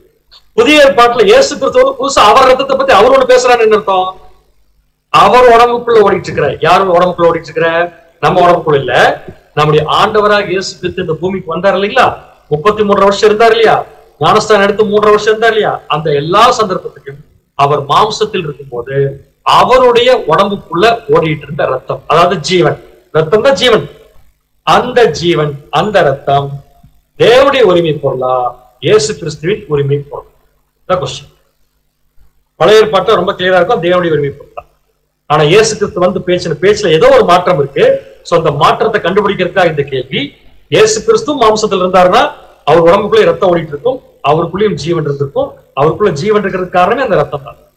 கொஸ்டின், அந்த ரத்தத்தை வாங்கி குடிங்கன்னு சொன்னார் சீஷர்கள். இதுதான் பழைய ஏற்பாட்டுக்கு முரண்பாடா இருக்கு. கேள்வி எப்படி கொண்டு போயிட்டோம்னா, இயேசு கிறிஸ்து உடம்புக்குள்ள ஓடிட்டு இருந்த ரத்தம், உரிமை பொருள், உரிமையாளர், ஓனர் அந்த ரத்தத்துக்கு தேவனா இயேசு கிறிஸ்து என்பதை கொஞ்சம் யோசிச்சுப்பாங்க. இந்த இடத்துல வந்து ஒரு 2-3 செகண்ட் நான் ஏன் நிறுத்துறேன்னா உங்களால பதில் சொல்ல முடியும் நான் நம்பிட்டு இருக்கிறேன். கண்டிப்பா சொல்றேன், யாருடைய உடம்புக்குள்ளேயும் இருக்கிற ரத்தம் அவங்களுடைய உரிமை பொருள் அல்ல. நம்முடைய ஆண்டவராக இயேசு கிறிஸ்துவின் உடம்புக்குள்ள ஓடிட்டு இருக்கிற ரத்தம், அதுக்கு காரணமான ஜீவன் தேவனுடைய உரிமை பொருள் அல்ல. அது யாருடைய உரிமை பொருள் பார்த்தீங்கன்னா இயேசு கிறிஸ்து. எப்படி கண்டுபிடிக்கலாம்? ஒரு சின்ன பாயிண்ட்ல கண்டுபிடிக்கலாம். அப்புறம் வசந்தத்துக்கு ஒரு சின்ன பாயிண்ட்ல கண்டுபிடிக்கலாம். அவர் ஏற்கனவே பரலோகத்துல தேவனுடைய வலது பரசத்துல தேவனுடைய தேவனுடைய மடியில உட்கார்ந்து சின்ன பிள்ளை செல்ல பிள்ளைய அவர் பார்த்து தேவன் பண்ற எல்லாத்தையுமே வாட்ச் பண்ணிட்டு 2 பேரும் சேர்ந்தா மனுஷனை உருவாக்கு. இப்படிலாம் பண்ணிட்டு இருக்கிறப்ப மனுஷன் தான் இந்த பூமிக்கு போகணும்னு சொல்லி முடிவாகிறப்ப, அது பாவம் இல்லாத மனுஷன் தான் பூமிக்கு வரணுங்கிறப்ப அதுக்கு வாய்ப்பே இல்லைங்கிறப்ப இயேசு கிறிஸ்து சொன்னாரு. தேவன் கேட்டாரு, பின்பு நான் யாரையும் அனுப்புவேன். நல்லா கவனிக்கிற கேள்வி. இயேசு கிறிஸ்து போக சொல்லி தேவன் சொல்லவே இல்லை. பின்பு நான் யாரை அனுப்புவேன்னு சொன்ன உடனே தானே சுயமா நான் போறேன்ட்டு வந்தாரா என்ன அர்த்தம்னா, அது தேவன் கம்பல் பண்ணி போகல, இயேசு கிறிஸ்து தானே சுயாதீனமா அந்த முடிவு எடுத்து. அப்ப இயேசு கிறிஸ்து சுயாதீனமா முடிவு எடுத்தாருன்னா சுயாதீனத்தில் தானே இயேசு கிறிஸ்து வந்திருப்பாரு. அப்ப சுயாதீனம் என்ன அர்த்தம்? அவருக்குன்னு சில விஷயங்கள் தேவன் கொடுத்திருப்பாரு, நீங்க முடிவு எடுத்துக்கலாம். அந்த மாதிரி தேவன் சுயாதீனத்துல இயேசு கிறிஸ்து கொடுத்த ஒரு முக்கியமான விஷயம், நீயே இது என்ன பண்றியோ பண்ணிக்கோ அப்படின்னு சொல்லி தேவன் கொடுத்த ஒரு முக்கியமான உரிமை பொருள், அது என்ன சொல்லி பார்த்தீங்கன்னா இயேசு கிறிஸ்துவின் உடம்புக்குள்ள ஓடிட்டு இருக்கிற ரத்தம், அந்த ரத்தத்துக்கான மகிழ்ச்சி. அப்படி என்றால் இயேசு கிறிஸ்துடைய உடம்புக்குள் ஓடிக்கொண்டிருந்த ரத்தத்துக்கு உரிமையாளர் தேவன் அல்ல, இயேசு கிறிஸ்து. இதை இயேசு கிறிஸ்துவே சொல்லுவார். வாசிக்கலாம். யோவான் 10ஆம் அதிகாரம் 17 மற்றும் 18. யோவான் 10ஆம் அதிகாரம் வசனங்கள் 17 மற்றும் 18. நான் என் ஜீவனை மறுபடியும் அடைந்து கொள்ளும்படிக்கு அதை கொடுக்கிறபடியினால் பிதா என்னில் அன்பாயிருக்கிறார். ஒருவனும் அதை என்னிடத்திலிருந்து எடுத்துக்கொள்ள மாட்டான். நானே அதை கொடுக்கிறேன். அதை கொடுக்கவும் எனக்கு அதிகாரம் உண்டு, அதை மறுபடியும் எடுத்துக்கொள்ளவும் எனக்கு அதிகாரம் உண்டு. இந்த கட்டளையை என் பிதாவினிடத்தில் பெற்றுக்கொண்டேன் என்றார். அன்பான சகோதர சகோதரிகளை, கட்டாயமா நீங்க வசனத்தை வாசிக்கும் போது கவனிச்சிருப்பீங்கன்னு நான் விசுவாசிக்கிறேன். ஏன்னா இந்த சப்ஜெக்டுடைய முக்கியமான வசனம் இதுதான். பல்வேறு சந்தர்ப்பங்கள் இந்த வசனத்தை பார்த்திருந்தா கூட இந்த வசனம் இப்ப நம்ம கொடுக்கக்கூடிய ஒரு முக்கியமான பாயிண்ட் என்னன்னா நம்முடைய கேள்விக்குரிய பதில். சோ கேள்வி என்ன? இயேசு கிறிஸ்துவின் உடலுக்குள் ஓடிக்கொண்டிருந்த ரத்தம் ஜீவனுக்கு காரணம். சோ அந்த ஜீவனை பத்தி படிக்க வந்திருக்கோம். அந்த ரத்தம் யாருக்கு உரிமை பொருள் பாத்தீங்கன்னா அது தேவனுடைய உரிமை பொருள்ல இயேசுக்கு உரிமை. எப்படி கண்டுபிடிக்கலாம் தெரியுங்களா? அதான் இந்த வசனம். 18ஆம் வசனத்தை வாசிக்கிறேன். ஒருவனும் அதை என்னிடத்திலிருந்து எடுத்துக்கொள்ளலாம். பேசிட்டு இருக்கிறது நம்முடைய ஆண்டவராக இயேசு கிறிஸ்து. ஒருவனும் என்னிடத்திலிருந்து அதை எதனா முன்னாடி வசனத்துல பேசிட்டு இருக்க என் ஜீவன்.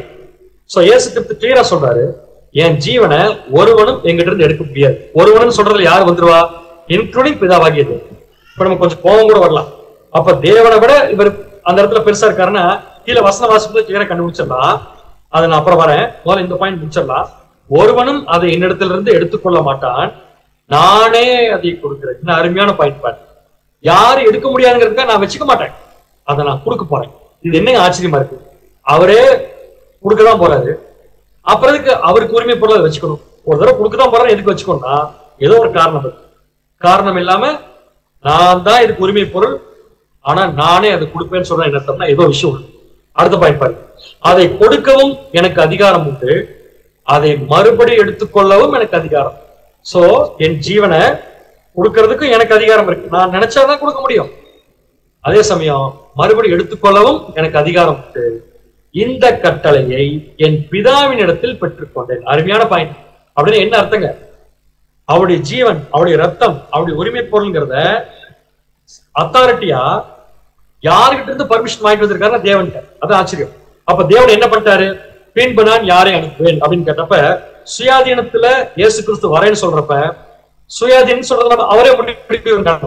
அந்த நிலைமையை தேவன் இயேசு கிறிஸ்து கொடுக்கும் போது எதையும் சேர்த்து கொடுத்திருக்காருன்னா உன் ஜீவனை, உன் ரத்தத்தை நீ யாரு கொடுக்க நினைக்கிற அவங்களுக்கு.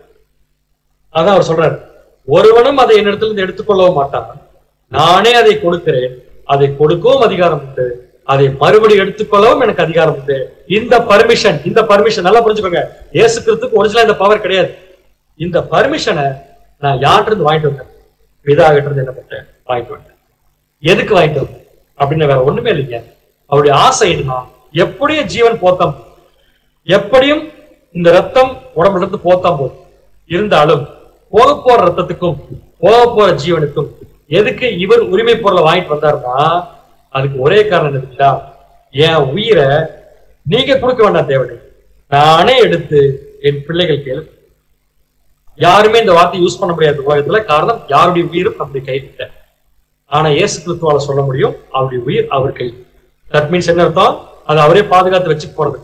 அப்படி ஆசைன்னா ஒரு பொருளை, ஒரு விஷயத்த நானே கொண்டே கொடுக்கணும், வேற யார் மூலமும் போகும். இந்த மாதிரி சில விஷயங்கள் நம்ம ஆசைப்படுவோம் தெரியுமா? ஒரு கிஃப்ட் வாங்கணும்னு வச்சுக்கோங்க, ஒரு பெரிய கல்யாணத்துக்கு போறோம், ஒரு கிஃப்ட் வாங்குறோம் அப்படின்னா ஒரு 10 பேர் சேர்ந்து கிஃப்ட் வாங்கிக்கணும். ஆனா யார் கொடுக்கறதுன்னு ஒரு விஷயம் இருக்கு பாத்தீங்களா? அதுல யார்கிட்ட கொடுத்து சொல்லுவோம்? நம்மளும் ரொம்ப தாழ்மையா மத்தவங்களை பார்த்து நீங்க கொடுங்கன்னு சொல்லுவோம். ஏன்னா அந்த பொருளுக்கு ஒரு முக்கியத்துவம் இல்லாம நம்ம சொல்ல மாட்டோம். அப்ப வாங்குறது 10 பேர் இருந்தாலும் கொடுக்கறது 10 பேர்ல அந்த ஒருத்தர் தான். அந்த ஒருத்தர்கிட்ட ஏன் கொடுக்கணும்னா, அவர் கொடுத்தா வாங்குறவங்களுக்கு சந்தோஷமா இருக்கும். அதே மாதிரிதான் இயேசு கிறிஸ்து, நானே கொடுக்குறேன்னு என்ன அர்த்தம்? அவர் வச்சுக்க போறதில்ல. இந்த உரிமையை தேவன்றது எதுக்கு வாங்கிட்டு வந்தாருன்னா, என் உயிரை, என் ரத்தத்தை நான் எடுத்து என் பிள்ளைகள், உங்க பிள்ளைகளுக்கு இருக்கணும் அப்படிங்கிறது. சோ இந்த ஆசையினாலதான் இதை உரிமை பொருளா நம்முடைய ஆண்டவர் வாங்கிட்டு வந்து என்ன சொல்றாருன்னா, தேவன் கிட்ட வாங்கிட்டு வந்த பர்மிஷன் அடிப்படையில என் மாம்சத்தை புசித்து என் ரத்தத்தை பானம் பண்ணுங்கன்னு சொல்றாரு. அப்ப பழைய ஏற்பாட்டுல இல்லாத விஷயத்தை அவர் சொல்றதுக்கு காரணம் ஒண்ணு, அது அடையாளமா சொல்லப்பட்ட விஷயமா இருக்காங்க. அடையாளத்துல கூட உரிமை ஏன் இயேசு கிறிஸ்து கொடுக்கப்பட்டுச்சிருப்பாங்க. இது இயேசு கிறிஸ்துவே யாருக்கு கொடுத்துட்டுன்னு சொல்லிட்டு தேவன் அவருக்கு இந்த பர்மிஷன். இயேசு கிறிஸ்து வந்து அவர் கூட இருந்த 12 பேர்த்த பார்த்தார். அதாங்க ஆச்சரியம். இந்த பர்மிஷன் வாங்கிட்டு வந்து நமக்கு டைரக்டா கொடுக்க போறதுல அவர், ஆனா டைரக்டா கொடுக்க போறது அந்த 12 பேருக்கு. அதுல ஒருத்தர் போயிடுவார், 11 பேர். சோ இந்த 11 பேர் மேலும் இயேசு கிறிஸ்து என்ன அனுபவிச்சது? அவங்களை செலக்ட் பண்ணி, அவங்களை உருவாக்கி, அவங்களுக்கு சத்தியத்தை சொல்லி கொடுத்து, அவர்கள் வந்து தேவனுடைய திட்டத்துக்கு புறம்பாவோ மீறியோ போகும்போதெல்லாம் அவங்களுக்கு எப்படி சரி பண்ணுமோ அவங்க மனசுக்கு ஏற்ற மாதிரி அவங்க சரி பண்ணி, அவங்களுக்கு தேவையான விஷயத்த பூரா முழுசா ஃபீட் பண்ணிட்டு, கடைசியா உட்கார்ந்து அவர்களை பார்த்து உங்க கூட தான் நான் இந்த பந்தி இருக்குன்னு சொல்லி சொல்ற அளவுக்கு இயேசு கிறிஸ்து ரொம்ப இம்ப்ரெஸ் பண்ண அந்த 11 பேருக்கு இயேசு கிறிஸ்து திருப்பி கொடுக்கிற ஒரே ஒரு விலை மதிப்பற்ற பொருள் சொல்லிட்டார், அவருடைய ஜீவன். டைரக்டா அவரே எடுத்து கையில் கொடுத்தார். அதோடைய அதனாலதான் அந்த ரத்தத்தை அவர் கையில் எடுத்து கொடுக்கணுங்கிறதுக்காக ஒரு மிகப்பெரிய பர்மிஷனை தேவன் இருந்து வாங்கிட்டு வந்து இதை எடுத்து குடிச்சு நீங்க என்ன பண்ணுங்க, குடிங்கன்னு சொல்ற என்ன அர்த்தம்னா, என்ன மாதிரி நீங்களும் பாடுகளை சகிச்சு என்ன மாதிரி மாறணுங்கிறது தான் அவர் சொல்றாரு. சோ அவர் எந்த நியாயப்பிரமாணத்தை மீறவும் இல்லை, எந்த கட்டளையும் மீறவும் இல்லை. அவருக்கு ஒரே ஒரு ஆசை தான், அது தேவனுடைய உரிமை பொருளா இருந்தது. இவர் சுயாதீனத்துல வரும்போது அவருடைய உரிமை பொருளா மாற்றப்பட்ட அவருடைய ரத்தத்தை அவர் ஏன் தன்னுடைய உரிமை பொருளை எடுத்துட்டாருன்னா, தானேதான் அந்த 1,40,000 பேருக்கு கொடுக்கணும் அப்படிங்கிற ஒரு அர்த்தத்தோட எடுத்துட்டாங்க. அப்படிப்பட்ட அர்த்தத்துலதான் கொண்டு வரப்பட்ட அந்த ரத்தத்தை நாம 21ஆம் தேதி அன்னைக்கு எடுத்து பருகப்போம். சோ நமக்குள்ள என்ன ஃபீல் வரணும் அப்படின்னா, இயேசு கிறிஸ்துவா எடுத்து கொடுத்த அவருடைய ஜீவன், அவருடைய ரத்தம், அதான் அந்த திராட்சை ரசம். சோ இதை என்ன சொல்றாரு இயேசு கிறிஸ்து? நான் சீஷர்கள் கூப்பிட்டு கொடுக்கும்போது சொன்ன முக்கியமான வார்த்தை என்ன? என்னை நினைவு கூறும்படி இது செய்யும் அப்படின்னு. என்ன அர்த்தம் நம்ம புரிஞ்சுக்க மாதிரி சொல்லணும்னா, நீங்க எப்பப்பெல்லாம் இந்த பாத்திரத்துல நீங்க வந்து எடுத்து பானம் பண்றீங்களோ அந்த சமயத்துல ஒண்ணு நினைச்சுக்கோங்க, இது நான் உங்களுக்காக கொடுத்த என்னுடைய உயிர் நினைச்சுக்கோங்க சொல்றேன். வேற ஒண்ணுமே கிடையாது. ஒவ்வொரு டைம் நாம எடுத்து நினைவுகள் அனுசரிக்கும் போதும் நாம மனசுக்குள்ள நினைக்க வேண்டிய முக்கியமான விஷயம் என்னன்னு சொல்லி பாத்தீங்கன்னா, இது இயேசு கிறிஸ்துவின் உரிமை பொருள், அதை இயேசு கிறிஸ்து நமக்கு கொடுக்குன்னு சொல்லி தேவன் கிட்ட பர்மிஷன் வாங்கி கொடுத்து நம்ம கிட்ட வச்ச ரிக்வஸ்ட் என்ன, என்னை நினைவு கூறும்படி என்ன பண்ணி செய்யுங்கன்னு சொல்லு. அடுத்த ஒரு கேள்வி, இயேசு கிறிஸ்து இப்பேற்பட்ட சுயாதீனத்தை வாங்கிட்டு வந்துட்டு எக்ஸிக்யூட் பண்றதுக்கு இந்த பூமியில ஆசைப்பட்டார். இயேசு கிறிஸ்து ஆசைப்பட்டான்னு பிளைனா சொன்னா யாருமே நம்ப மாட்டாங்க. ஆனா இயேசு கிறிஸ்து ஆசைப்பட்டிருக்காரு. எதுக்கு ஆசைப்பட்டார் வாசிக்கலாம் பாருங்க. லூக்கா 22ஆம் அதிகாரம் 15ஆம் வசனம். லூக்கா 22ஆம் அதிகாரம் வசனம் 15. அப்பொழுது அவர் அவர்களை நோக்கி, நான் பாடுபடுகிறதற்கு முன்னே உங்களுடனே கூட இந்த பஸ்காவை புசிக்க மிகவும் ஆசையாயிருந்தேன். இந்த ஆசை இருந்தேங்கிற வேர்டு தான் ரொம்ப இம்ப்ரெசிவான வேர்டு. நான் பாடுபடுறதுக்கு முன்னாடி அப்படின்னு அர்த்தம், ஒரு மிகப்பெரிய துயரத்துக்குள்ள போறாரு. உலகத்துக்குள்ள மனுஷனா பிறந்த யாருமே அனுபவிக்க கூடாத ஒரு கஷ்டம். ஏன் இதை அனுபவிக்க கூடாத கஷ்டம் சொல்றோம்னா, மன ரீதியாவும் சரி உடல் ரீதியாவும் சரி ரெண்டுலயுமே ப்ராப்ளம். அவரை உச்சகட்ட டார்ச்சர் கொண்டு போயிட்டாங்க. அதனால சொல்றாரு, இப்ப ஏற்பட்ட ஒரு மிகப்பெரிய ஒரு ட்ரபிள்குள்ள நான் போகும்போது அதுக்கு முன்னாடி எனக்கு ஒரு சின்ன விஷயம் என்ன படுதுன்னு தோணினா, உங்க எல்லாத்துக்கூட உட்கார்ந்து கடைசியா இந்த பஸ்காவை என்ன பண்ணணும், சாப்பிடணும்னு நான் என்னவா இருக்கேன்னு சொல்றாருன்னா ஆசையா இருக்கு. யாரோ அடிச்சு என் உடம்புல இருந்து உயிர் போகுது அப்படின்னு நினைச்சுக்காது. யாரோ அடிச்சாலும் என் உடம்புல இருந்து உயிர் போறது இல்லை, நானே தான் எடுத்து உங்களுக்கு கொடுத்துப்பாங்க. அதுக்கு அடையாளமா தான் இப்ப நான் என்ன பண்றேன்னா, என் ஜீவனை நான் வாங்கிட்டு வந்த என் உரிமையை உங்களுக்கு கொடுக்குறேன்னு சொல்லிட்டு இதை கொடுக்கறதுக்கு எனக்கு என்ன வந்துச்சு பார்த்தீங்கன்னா ஆசையா இருக்கு. ஒரு பெரிய கிஃப்ட நமக்கு ரொம்ப பிடிச்சவங்களுக்கு ரொம்ப நாள் கஷ்டப்பட்டு நம்ம வாங்கிட்டு வந்து அதை கொடுக்கறதுக்கு எப்படி ஆசையா இருக்கும், அதே மாதிரி நம்முடைய ஆண்டவர் தன் ஜீவனை நமக்காக மட்டுமே கொடுக்கறதுக்கு அவர் என்ன வந்திருக்காருன்னா ஆசையா இருக்கு.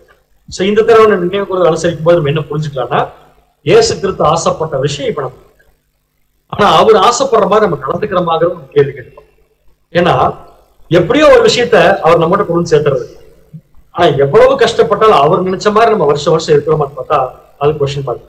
அப்ப நம்ம என்ன விஷயத்தை யோசிக்கணும், இயேசு கிறிஸ்து இவ்வளவு கஷ்டப்பட்டு இவ்வளவு அன்பு செலுத்தியிருக்காரு நம்ம மேல அப்படின்னு சொல்லி படிக்கிறதை காட்டும், திருப்பி நாம அவருக்கு எந்த விதத்துல அன்பு செலுத்தும்.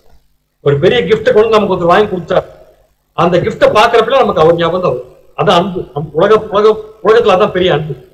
ஆனா உயிரவே கிஃப்டா கொடுத்தவருக்கு நாம திருப்பி கொடுக்க போற மிகப்பெரிய விஷயம் என்ன சொல்லி பாத்தீங்கன்னா, நாம திருப்பி உயிரை கொடுக்க வேண்டாம், அதுக்கு அவசியம் இல்லை, அது முடியவும் முடியாது. நம்முடைய ஜீவன் அவருடைய ஜீவனுக்கு ஈக்குவல் ஆகவும் மாட்டோம். அப்ப என்னதான் கொடுக்கணும் அப்படின்னு சொல்லி பாத்தீங்கன்னா, நமக்காக உயிரை கொடுத்தவர் நமக்கு உயிரை கொடுக்குறப்ப நமக்கு என்ன சொல்லி கொடுத்துட்டு போனாலும் அதை கொடுக்கணும். அதான் அவருக்கு பெரிய விஷயம். அதை கொடுத்துட்டேங்கிற மனப்பான்மையோட உட்கார்ந்து பந்தி அனுசரிக்கிறவங்க அந்த வருஷத்தோட பந்தி முடிச்சிருவாங்க, அடுத்த வருஷம் இருப்பாங்க. ஏன்னா அவங்க வாழ வேண்டிய அவசியம் இல்லை. ஆனா நம்ம ஒவ்வொரு வருஷமும் வாழ்ந்து கொண்டிருக்கிற ஒவ்வொரு சூழ்நிலையும் யோசிச்சு பார்க்கும்போது நம்ம யோசிச்சு பார்க்க வேண்டிய விஷயம் என்ன, இயேசு கிறிஸ்து ஆசைப்பட்ட விஷயம் அவர் இல்லாட்டி நமக்கு சேர்ந்து, ஆனா அவர் நமக்கிட்ட என்னென்னலாம் எதிர்பார்த்து ஆசைப்பட்டாரோ அந்த விஷயத்தை நம்ம செய்யறதுல எவ்வளவு பின்தங்கி இருக்கோங்கிறத விஷயம். ஒரு சப்ஜெக்ட் கூட இருக்கு, ஆவிக்குரிய கணக்குகள் பார்க்க. நம்ம ஆவிக்குரிய தாளந்துகள் மற்ற எல்லா விஷயத்தையும் தேவன் நம்ம கொடுத்த ஆவிக்குரிய அத்தனை விஷயத்தையும் நம்ம கணக்கு பார்க்கறதுக்கு ஒரு சரியான பீரியட் எதுன்னு சொல்லி பார்த்தீங்கன்னா இந்த நினைவு கூறுவார். ஏன் தெரியுங்க நினைவு கூறுவது சொல்றோம், போன வருஷம் கமிட் பண்ணிட்டு போயிருக்கோம். எப்படின்னா உங்க ரத்தத்தை கொடுங்க, மாம்சத்தை கொடுங்க, சாப்பிட்டு இந்த ஒரு வருஷம் கிரெடிட் கொடுத்துருங்க எங்களுக்கு, இந்த ஒரு வருஷத்துக்குள்ள நாங்க என்ன பண்ணணும் பாத்தீங்கன்னா திருந்தி நிக்கணும்னு சொல்லி போயிட்டோம். அப்படி இருக்கிறப்ப சொல்லிட்டு போன விஷயத்த திருப்பி கொடுத்துருக்கோமா இல்லையான்னு பாக்குறதுக்கு கணக்கு பார்க்கணுமா இல்லைங்களா, அதான் முக்கியமான நமக்கு தேவை. அப்படி யோசிச்சு பார்க்கும்போது நம்ம இயேசு கிறிஸ்துக்காக அழுக வேண்டாம், நமக்காகத்தான் ஆக்சுவலா அழுகணும். ஏன்னு கேட்டீங்கன்னா நம்ம எந்த அளவுக்கு அவர் ஆசைப்படுற மாதிரி மாறி இருக்கிறத நம்ம கவனிச்சு பார்க்கணும். இதுக்காகத்தான் நம்முடைய ஆண்டவர் என்ன பண்ணியிருக்காருன்னா தன்னுடைய ஜீவனை அவரே எடுத்து சீஷர் கையில கொடுத்து இப்ப நமக்கு சேர்ற மாதிரி என்ன பண்ணிட்டாருன்னா பண்ணிட்டாரு. சோ கடைசி பந்தியில என்ன பண்றாரு, பஸ்காவுக்கு நிறைவுன்னு சொல்லிட்டு நினைவு கூறுதலை அனுசரிச்சு முடிச்சுட்டு அவர் எதற்கு ஆசையா இருந்தாரோ அந்த விஷயத்தை செஞ்சு முடிச்சுட்டு மிகப்பெரிய கஷ்டத்துக்குள்ள நம்முடைய ஆண்டவர் போகும்போது கூட அவர் ஆட்டுக்குட்டியா தான் இருக்கு. ஃபர்ஸ்ட் யோவான் ஸ்நானத்தை ஞானஸ்தானம் எடுக்கும்போது ஆட்டுக்குட்டி தான். உண்மையாலுமே சொல்லப்போனா அதுக்கப்புறம் 3.5 வருஷம் வாழ்க்கையில ஒவ்வொரு சந்தர்ப்பத்திலையும் ஆட்டுக்குட்டி தான். கடைசி பந்தியில ஆட்டுக்குட்டி அவர் தான். அதெல்லாம் செஞ்சு முடிச்சுட்டு திருப்பி தன்னுடைய ஜீவனை கொடுக்கும் போதும் அவர் ஆட்டுக்குட்டி. எப்படி கன்ஃபார்ம் பண்ணலாம் அவர் ஆட்டுக்குட்டிட்டு? இவ்வளவு பெரிய வேதனையை அவருடைய உடம்புக்குள்ள உடல் ரீதியா கொடுக்கும் போது எப்பேற்பட்ட மனுஷனா இருந்தாலும் சரி, சுயநினைவே இல்லாதவங்க இருந்தாலும் சரி, கோமா ஸ்டேஜுக்கு போனவனை தவிர தன் கையில கடப்பாறை எடுத்து அடிக்கும் போது சத்தம் போடாம இருக்கவே முடியாது. எக்ஸப்ட் கோமா ஸ்டேஜ் நான் சொல்றது. ஆனா நம்முடைய ஆண்டவரை இயேசு கிறிஸ்து முழு உணர்வோடு இருந்தார். நம்மளை விட அவருக்கு உணர்வுகள் 1000 மடங்கு. அப்படி இருக்கிறப்ப மனசுக்குள்ளேயும் வேதனை, உடம்புலையும் வேதனை, இவ்வளவு வேதனையில திருப்பி அவரை அடிக்கும் போது அவர் வாயை திறந்து ஏன் ஒரு சத்தம் கூட போடலினார். அப்பவும் ப்ரூவ் பண்றாரு நான் ஆட்டுக்குட்டி தான் சொல்லி. வசனம் வாசிக்கலாம். ஏசாயா 53 அதிகாரம் 7 வசனம். ஏசாயா 53ஆம் அதிகாரம் 7ஆம் வசனம். அவர் நெருக்கப்பட்டும் ஒடுக்கப்பட்டும் இருந்தார், ஆனாலும் தம்முடைய வாயை அவர் திறக்கவில்லை.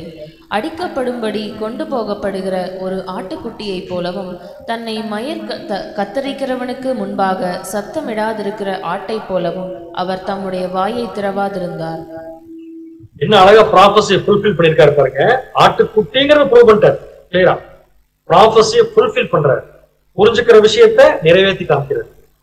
ஒரு விஷயத்தை ஏசுக்கு மாறவே மாட்டார். என்ன கண்டிஷன் இருந்தாலும் சரி, எவ்வளவு தூரம் மாறினாலும் சரிங்க, உடல் தோற்றமே மாறுற அளவுக்கு அடிச்சாலும் சரி, அவர் எடுத்த முடிவுன்றது அவர் மாற மாட்டார். அதான் ஏசுக்கு ஸ்டைல். இதெல்லாம் யாருக்காகன்னு கேட்டா அதான் கொடுமை, அவக்காக தான் பாத்தீங்கன்னா. ஆனா அந்த வசனத்துல ஏசா என்ன சொல்றாருன்னா, ஆனாலும் தம்முடைய வாயை ஏன் அவர் திறக்கலைன்னா, அடிக்கப்படும்படி கொண்டு போக போற ஒரு ஆட்டு, அடிக்கப்படுறப்ப கொண்டு போற ஆட்டுக்குட்டி கண்டிப்பா கத்தும், கத்தும், தெரிஞ்சிருதுங்க. அது கத்தாது, கெஞ்சும். ஆனா அதே ஆட்டுக்குட்டி மயிர் கத்திரிக்கும் போது சத்தமே போடாது. ஏன் போடாது தெரியுங்களா? மயிர் கத்திரிக்கிறதுக்கு நம்மள மாதிரி அந்த சாதாரண கத்திரிக்கோளை எடுத்து வர மாட்டாங்க. செடி வெட்டுற மாதிரி ஒரு பெரிய கத்திரிக்கோளை எடுத்து வெட்டும் போது, நிறைய ஆடுகள் கூட்டத்துக்குள்ள வெட்டும் போது வெட்டுறவர் பார்த்து நிதானமா வெட்ட மாட்டார். வாட்டர் ஸ்பீடா வெட்டிட்டே போயிட்டு இருப்பாரு. அப்படி வெட்டும் போது ஒரு சில ஆடுகளுக்கு மயிர் கத்திரிக்கும் போது ஆழமா சதையை சேர்த்து வெட்டிட்டு, அந்த சமயத்துல அந்த ஆடு என்ன பண்ணா தெரியுங்களா? வழியில கத்தாது. ஏன்னு கேட்ட கத்தனை இன்னும் ஒரு பாவம், மறுபடியும் நல்லா வெட்டுவார். சோ மயிர் கத்திரிக்கிறவனுக்கு முன்பாக சத்தமிடாது இருக்கிற ஒரு ஆட்டு இயேசுக்கு எப்படி தான் பார்த்தீங்கன்னா தம்முடைய வாயை திறவாது. இதெல்லாம் எதிர்த்தார் அப்படின்னு சொல்லி பார்த்தா வேற ஒண்ணுமே கிடையாது. ஜீவனை நமக்காக கொடுக்கணும். இவ்வளவு அடி ஏங்க வாங்கினாரு? அவர் பார்த்து நினைச்சிருந்தா பேச ஒரே செகண்ட்ல நீங்களா மரண தண்டனை கைப்பிடிக்கிற மாதிரி தூக்குல போட்டு கொண்டிருந்தாங்கன்னா, தலையை வெட்டி கொண்டிருந்தாங்கன்னு வச்சுக்கோங்க. இவ்வளவு வேதனை இருந்திருக்காரு. எதுக்கு இவ்வளவு கஷ்டப்பட்டு அது செய்யறான்னு பாத்தீங்கன்னா, செஞ்ச விதம் ஆட்டுக்குட்டி மாதிரி இருந்தாலும் ஏன் செய்யறான்னு பாத்தீங்கன்னா, ஒவ்வொரு அடியும் நாம் செய்யக்கூடிய பாவம், அதுக்காக அவர் செய்யணும். வாசிக்கலாம். ஏசாயா 53ஆம் அதிகாரம் 4ஆம் வசனம் மற்றும் 5ஆம் வசனம். ஏசாயா 53ஆம் அதிகாரம் வசனங்கள் 4 மற்றும் 5. மெய்யாகவே அவர் நம்முடைய பாடுகளை ஏற்றுக்கொண்டு நம்முடைய துக்கங்களை சுமந்தார். நாமோ அவர் தேவனால் அடிபட்டு பாதிக்கப்பட்டு சிறுமைப்பட்டவர் என்று எண்ணினோம். நம்முடைய மீறுதல்களின் நிமித்தம் அவர் காயப்பட்டு நம்முடைய அக்கிரமங்களின் நிமித்தம் அவர் நொறுக்கப்பட்டார். நமக்கு சமாதானத்தை உண்டு பண்ணும் ஆக்கினை அவர் மேல் வந்தது, அவருடைய தழும்புகளால் குணமாகிறோம். சோ ரொம்ப கிளியரா வசனம் இருக்கு. அவருடைய வசனத்தை ஃபுல்ஃபில் பண்ணி முடிக்கிறாரு. எப்படின்னு பாத்தீங்கன்னா, தேவனால் அடிபட்டு பாதிக்கப்பட்டார் நினைக்கிறோம், கிடையவே கிடையாது. தேவன் அனுமதி கொடுத்தார். காரணம், நாம தவறு செய்வதற்கு நமக்குள்ள அனுமதி கொடுத்தார். தேவன் தன்னுடைய குமாரனை அடிப்பதற்கு என்ன பண்ணிருக்கான்னு அனுமதி. சோ ஒவ்வொரு இடத்துலயும் நம்ம ஒவ்வொரு பிக்சர்லயும் இயேசு கிறிஸ்து மாதிரி ஒரு தோற்றத்தில் இருக்கிற ஒரு மனுஷனை பாக்குறோம். அதை பார்த்துட்டு அது அடிபட்ட மாதிரி அவங்க டிராயிங் போட்டு அவங்க ரெடி பண்ணி வச்சிருக்காங்க. அதை பார்க்கவே நம்மளால கண்ணு முடியாம நம்ம கலங்குறோம்னா, உண்மையாலுமே இயேசு கிறிஸ்து அடிபடும் போது எந்த அளவுக்கு ஒரு மனசுக்குள்ள வேதனை, எந்த அளவுக்கு உடம்புக்குள்ள வேதனை இருந்திருக்கும் அப்படிங்கிற போச்சு பார்த்தோம். சோ இயேசு கிறிஸ்துக்கு வந்த வேதனைகளிலேயே மிகப்பெரிய வேதனை எதுன்னு சொல்லி பார்த்தீங்கன்னா, அவருடைய மனதில் ஏற்பட்ட ஒரு பாரம். அந்த பாரம் என்னன்னா, தன்னுடைய அப்பாவுக்காக தான் எல்லாத்தையும் பொறுத்துட்டு இருந்தார் அப்படி ஆண்டவர். அவர் பேசுறதை நிறுத்திட்டாருன்னு தெரிஞ்ச உடனே கடைசியா கேட்ட அந்த வார்த்தை, ஒரு சின்ன பையன் மறிக்கிறதுக்கு முன்னாடி அவங்க அப்பா அம்மாவை பார்க்கணும்னு எதிர்பார்ப்பு மாதிரி இருக்கு பாருங்க அந்த வார்த்தை. மத்தேயு 26ஆம் அதிகாரம் 46ஆம் வசனம். மத்தேயு 26ஆம் அதிகாரம் வசனம் 46. 9ஆம் மணி நேரத்தில் இயேசு ஏலி ஏலி லாமா சபக்தானி என்று மிகுந்த சத்தமிட்டு கூப்பிட்டார். அதற்கு, என் தேவனே என் தேவனே ஏன் என்னை கைவிட்டீர் என்று அர்த்தமாம். இந்த கைவிட்டீங்கிற வார்த்தை கூட நமக்கு தெரியும். இது அவர் மரணத்துக்குள்ள போறதுக்காக கேட்ட கேள்வி அல்லவே இல்லை. மரணத்துக்குள்ள போறதுக்கு முன்னாடி தேவன் பண்ண ஒரு பர்டிகுலரான விஷயம். அதை பார்த்து அவர் அதிர்ச்சி அடைந்து அவர் ரொம்ப வேதனைப்பட்டு சொன்ன வார்த்தை, ஏன் என்னை கைவிட்டீர். இப்ப பாருங்க, இந்த வார்த்தைகள் சொல்லும் போது கூட ஒரு பதட்டம் இருந்திருக்கலாம். ஆனா அந்த பதட்டத்துல என்னைக்குமே அவர் தேவனுடைய திட்டத்தை நிறைவேற்றுறதுலயும் கொடுத்துட்டு வந்த வாக்கு நிறைவேற்றுறதுல அவர் தவறதே. பதட்டம்னு வந்துச்சுன்னா மனுக்குளம் எல்லாம் செய்யற விஷயம் உங்க கண்ட்ரோல்ல இருக்காது. ஆனா இவ்வளவு பெரிய வேதனையில் இருக்கிற ஆண்டவர் கடைசியா என்ன பண்ணிட்டு போறாருன்னு லாஸ்ட் வேர்டு இயேசு கிறிஸ்து தேவன்ட்ட என்ன பேசாரு பாத்தீங்கன்னா, ஏற்கனவே நம்ம படிச்சோம் இல்லையா, என் ஜீவனை யாரும் எனக்கு கொடுக்க முடியாது, யாரும் எங்கிட்ட எடுக்க முடியாது, நானே கொடுக்குறேன்னு சொன்னார் இல்லையா, அதே மாதிரி அவரே தான் கொடுத்துட்டு போறாரு. தேவன் எடுக்கல. வாசிக்கலாம். லூக்கா 23:46. லூக்கா 23ஆம் அதிகாரம் வசனம் 46. இயேசு பிதாவே, உம்முடைய கைகளில் என் ஆவியை ஒப்புவிக்கிறேன் என்று மகா சத்தமாய் கூப்பிட்டு சொன்னார். இப்படி சொல்லி ஜீவனை விட்டார். அன்பான சகோதர சகோதரிகள், இந்த வசனத்தை நம்ம ஏற்கனவே தியானிச்சிருக்கலாம், வாய்ப்பு இருக்கு. என் ஆவிங்கிறது அவருடைய உயிர், அவருடைய ஜீவன். அந்த ஜீவனை அவர் மறிக்கிறப்ப என்ன சொல்லிட்டு போனார்னா, யார் கையில கொடுத்தாலும் அது சரியா இருக்கா தேவன் உங்க கையில ஒப்படைக்கிறேன். அந்த ஒப்புவிக்கிறேங்கிற வார்த்தை கொடுத்து போறன்னு அர்த்தம் கிடையாது, டெபாசிட் பண்றேன் அப்படின்னு என்ன அர்த்தம்? திருப்பி வந்து நானே வாங்கிக்குவேன். ஏன்? அது என்னுடைய உரிமை பொருள். அப்ப என்ன எதிர்பார்க்கிறார் இயேசு கிறிஸ்து தான்? இந்த விஷயத்த பத்திரமா வச்சிருக்கிறதுக்கு தேவனோட கரெக்டான நாள் யாரும் இல்லை. உங்ககிட்ட கொடுத்துட்றேன், திருப்பி வந்து நான் அதை வாங்கி மறுபடியும் என் பிள்ளைகளுக்கு என் கையால நான் கொடுப்பேன் அப்படிங்கிறதான் ஒரு ஆசை. அப்படின்னா நினைவு கூறுதல்ல நாம அனுசரிக்க போகிற, இன்னும் அனுசரிக்க போகின்ற எல்லா நினைவு கூறுதல்லையும் மாம்சமும் அப்பமும் திராட்சை ரசமும் ரத்தமும் நம்ம கிட்ட வருது இல்லையா, அது எல்லாமே டைரக்டா இயேசு கிறிஸ்து நம்ம கொடுத்த விஷயம். அது எந்த மாற்று கருத்தும் இல்லை. எப்படி இமேஜின் பண்ணிக்கணும்னா, இப்ப இயேசு கிறிஸ்து வந்து நம்ம கொடுக்குற மாதிரி. எப்படி கொடுக்குற மாதிரினா, இந்த பர்மிஷனை நான் தேவன்கிட்ட வாங்கிட்டு உங்ககிட்ட கொடுக்கணும். வேற யார் மூலமும் நான் நல்லா யோசிச்சுக்கோங்க. உங்களுக்காக நான் கஷ்டப்பட்டேன்னு நினைச்சு நீங்க அழுகாதீங்க. நான் உங்ககிட்ட என்ன எதிர்பார்க்கிறோம், எங்க அப்பாவுடைய திட்டத்துல உங்ககிட்ட தேவன் என்ன எதிர்பார்க்கிறாரோ, இந்த விஷயத்த செய்யறதுல எந்த அளவுக்கு முன்னேறி இருக்கோங்கிறத யோசிச்சு பார்த்துட்டு அந்த பத்தியில கை வைக்கன்னு சொல்ற மாதிரியே இருக்கும் இயேசு கிறிஸ்து. சோ இவ்வளவு தூரம் இயேசு கிறிஸ்து சிலுவையில மரிக்கும் போது இது எல்லாத்த விட முக்கியமான இன்னொரு விஷயம் சொல்லி பார்த்தீங்கன்னா, எல்லாத்தையும் மன்னிக்கிற மனப்பான்மை. இந்த மன்னிக்கிற மனப்பான்மைங்கிறது வந்து சுயாதீனமா வர்றது அப்படிங்கிறது பெரிய விஷயம். அநேக சப்ஜெக்ட் எடுத்து கேட்டு அந்த சப்ஜெக்ட் எடுக்கிறப்ப அந்த உணர்வு எடுத்துட்டு அப்புறம் பின்னாடி போறது கூட உண்டு. ஆனா இதெல்லாம் இன்பில்ட் குவாலிட்டிஸ் இயேசு கிறிஸ்து சொல்றது. அதனால எப்ப வைத்தாலும் அது வந்தாலும் எந்த சொல்ல வந்தாலும் ஜெயிச்சிட்டே இருப்பாரு. இப்ப நாம யோசிக்க வேண்டிய விஷயம், நம்ம எல்லாருக்காகவும் இவ்வளவு தூரம் ஒருத்தர் பாடுபட்டிருக்கார், இன்னும் ஸ்டில் நம்ம செய்யற பாவத்துக்கு அவர் அடி வாங்கிட்டு இருக்காரு அப்படின்னா, நாம இந்த பூமியில மத்தவங்களுக்காக என்ன செய்யணும்? வேற ஒண்ணும் செய்ய வேண்டாம், வேற எதுவும் செய்ய வேண்டாம். ஒரே விஷயம் செஞ்ச போதும். வாசிக்கலாம். எபேசியர் 4ஆம் அதிகாரம் 32ஆம் வசனம். எபேசியர் 4ஆம் அதிகாரம் 32ஆம் வசனம்.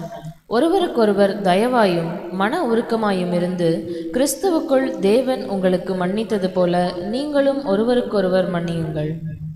மெமோரியல் அன்னைக்கு காலையில போய் எல்லாரும் என்னை மன்னிச்சிருங்க, உங்களுக்கு ஏதாவது இதுல தப்பு செஞ்சா மன்னிச்சிருக்கேன்னு தயவு செஞ்சு யாரும் போய் கேட்பாரு. அதை விட மோசமான விஷயம் எதுவுமே மன்னிச்சிட்டோன்னு சொன்னா அந்த மனசுக்குள்ள வச்சுட்டாவே தேவன் அதை பார்த்துருவாரு. இது வந்து கடைசி மெமோரியல் சொல்லக்கூடிய வசனம். நம்ம லைஃப் முழுக்க நம்ம கூட இருக்கவங்க, நம்மளை சுத்தி இருக்கிறவங்க நமக்கு பிடிக்கிற மாதிரி எப்பவுமே நடந்துக்க மாட்டாங்க. ஆனாலும் நம்ம செய்ய வேண்டிய விஷயம், அவங்க எப்படி நடந்தாலும் எனக்கு அது பிடிக்கும். ஏன் மனநிலைமை ஒரே பார்த்தது. அது என்னன்னா, தேவன் கிறிஸ்து மூலமா நம்மளை எப்படி மன்னிச்சிருக்காரோ அதே மாதிரி நானும் மற்றவர்களை மன்னிப்பேன் அப்படிங்கிற இது ஒரு விஷயத்தை கூட நம்ம என்ன பண்ணோம்னா, நினைவு கூறுதலுக்கு ஒரு முக்கியமான விஷயமா நம்ம எடுத்துட்டு வரக்கூடிய பந்தியை நம்ம அனுசரிப்போம். தேவன் தாமே கேட்ட அனைவரையும் ஆசீர்வதித்து கிறிஸ்துடைய சித்தத்தின்படி வழிநடத்தி அவருடைய குமாரனுடைய நினைவு கூறுதலுக்குள் நம்ம கொண்டு செல்ல கிருபை செய்வாராக. ஆமாம்.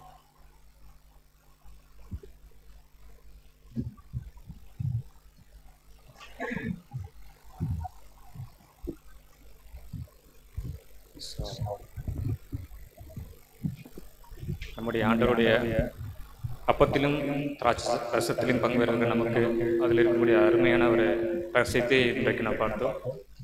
இந்த பட்டக்காக தேவனை நன்றிகளை தெரிவித்துக் கொள்வோம். புது கொடுத்த சகோதரரும் சபையை நன்றியின் வாழ்த்துக்களை தெரிவித்துக் கொள்ளலாம். ஸோ இன்றைக்கு இறைவன் கீதத்தை வாசிக்கும்படி நமது அன்பு சகோதரர்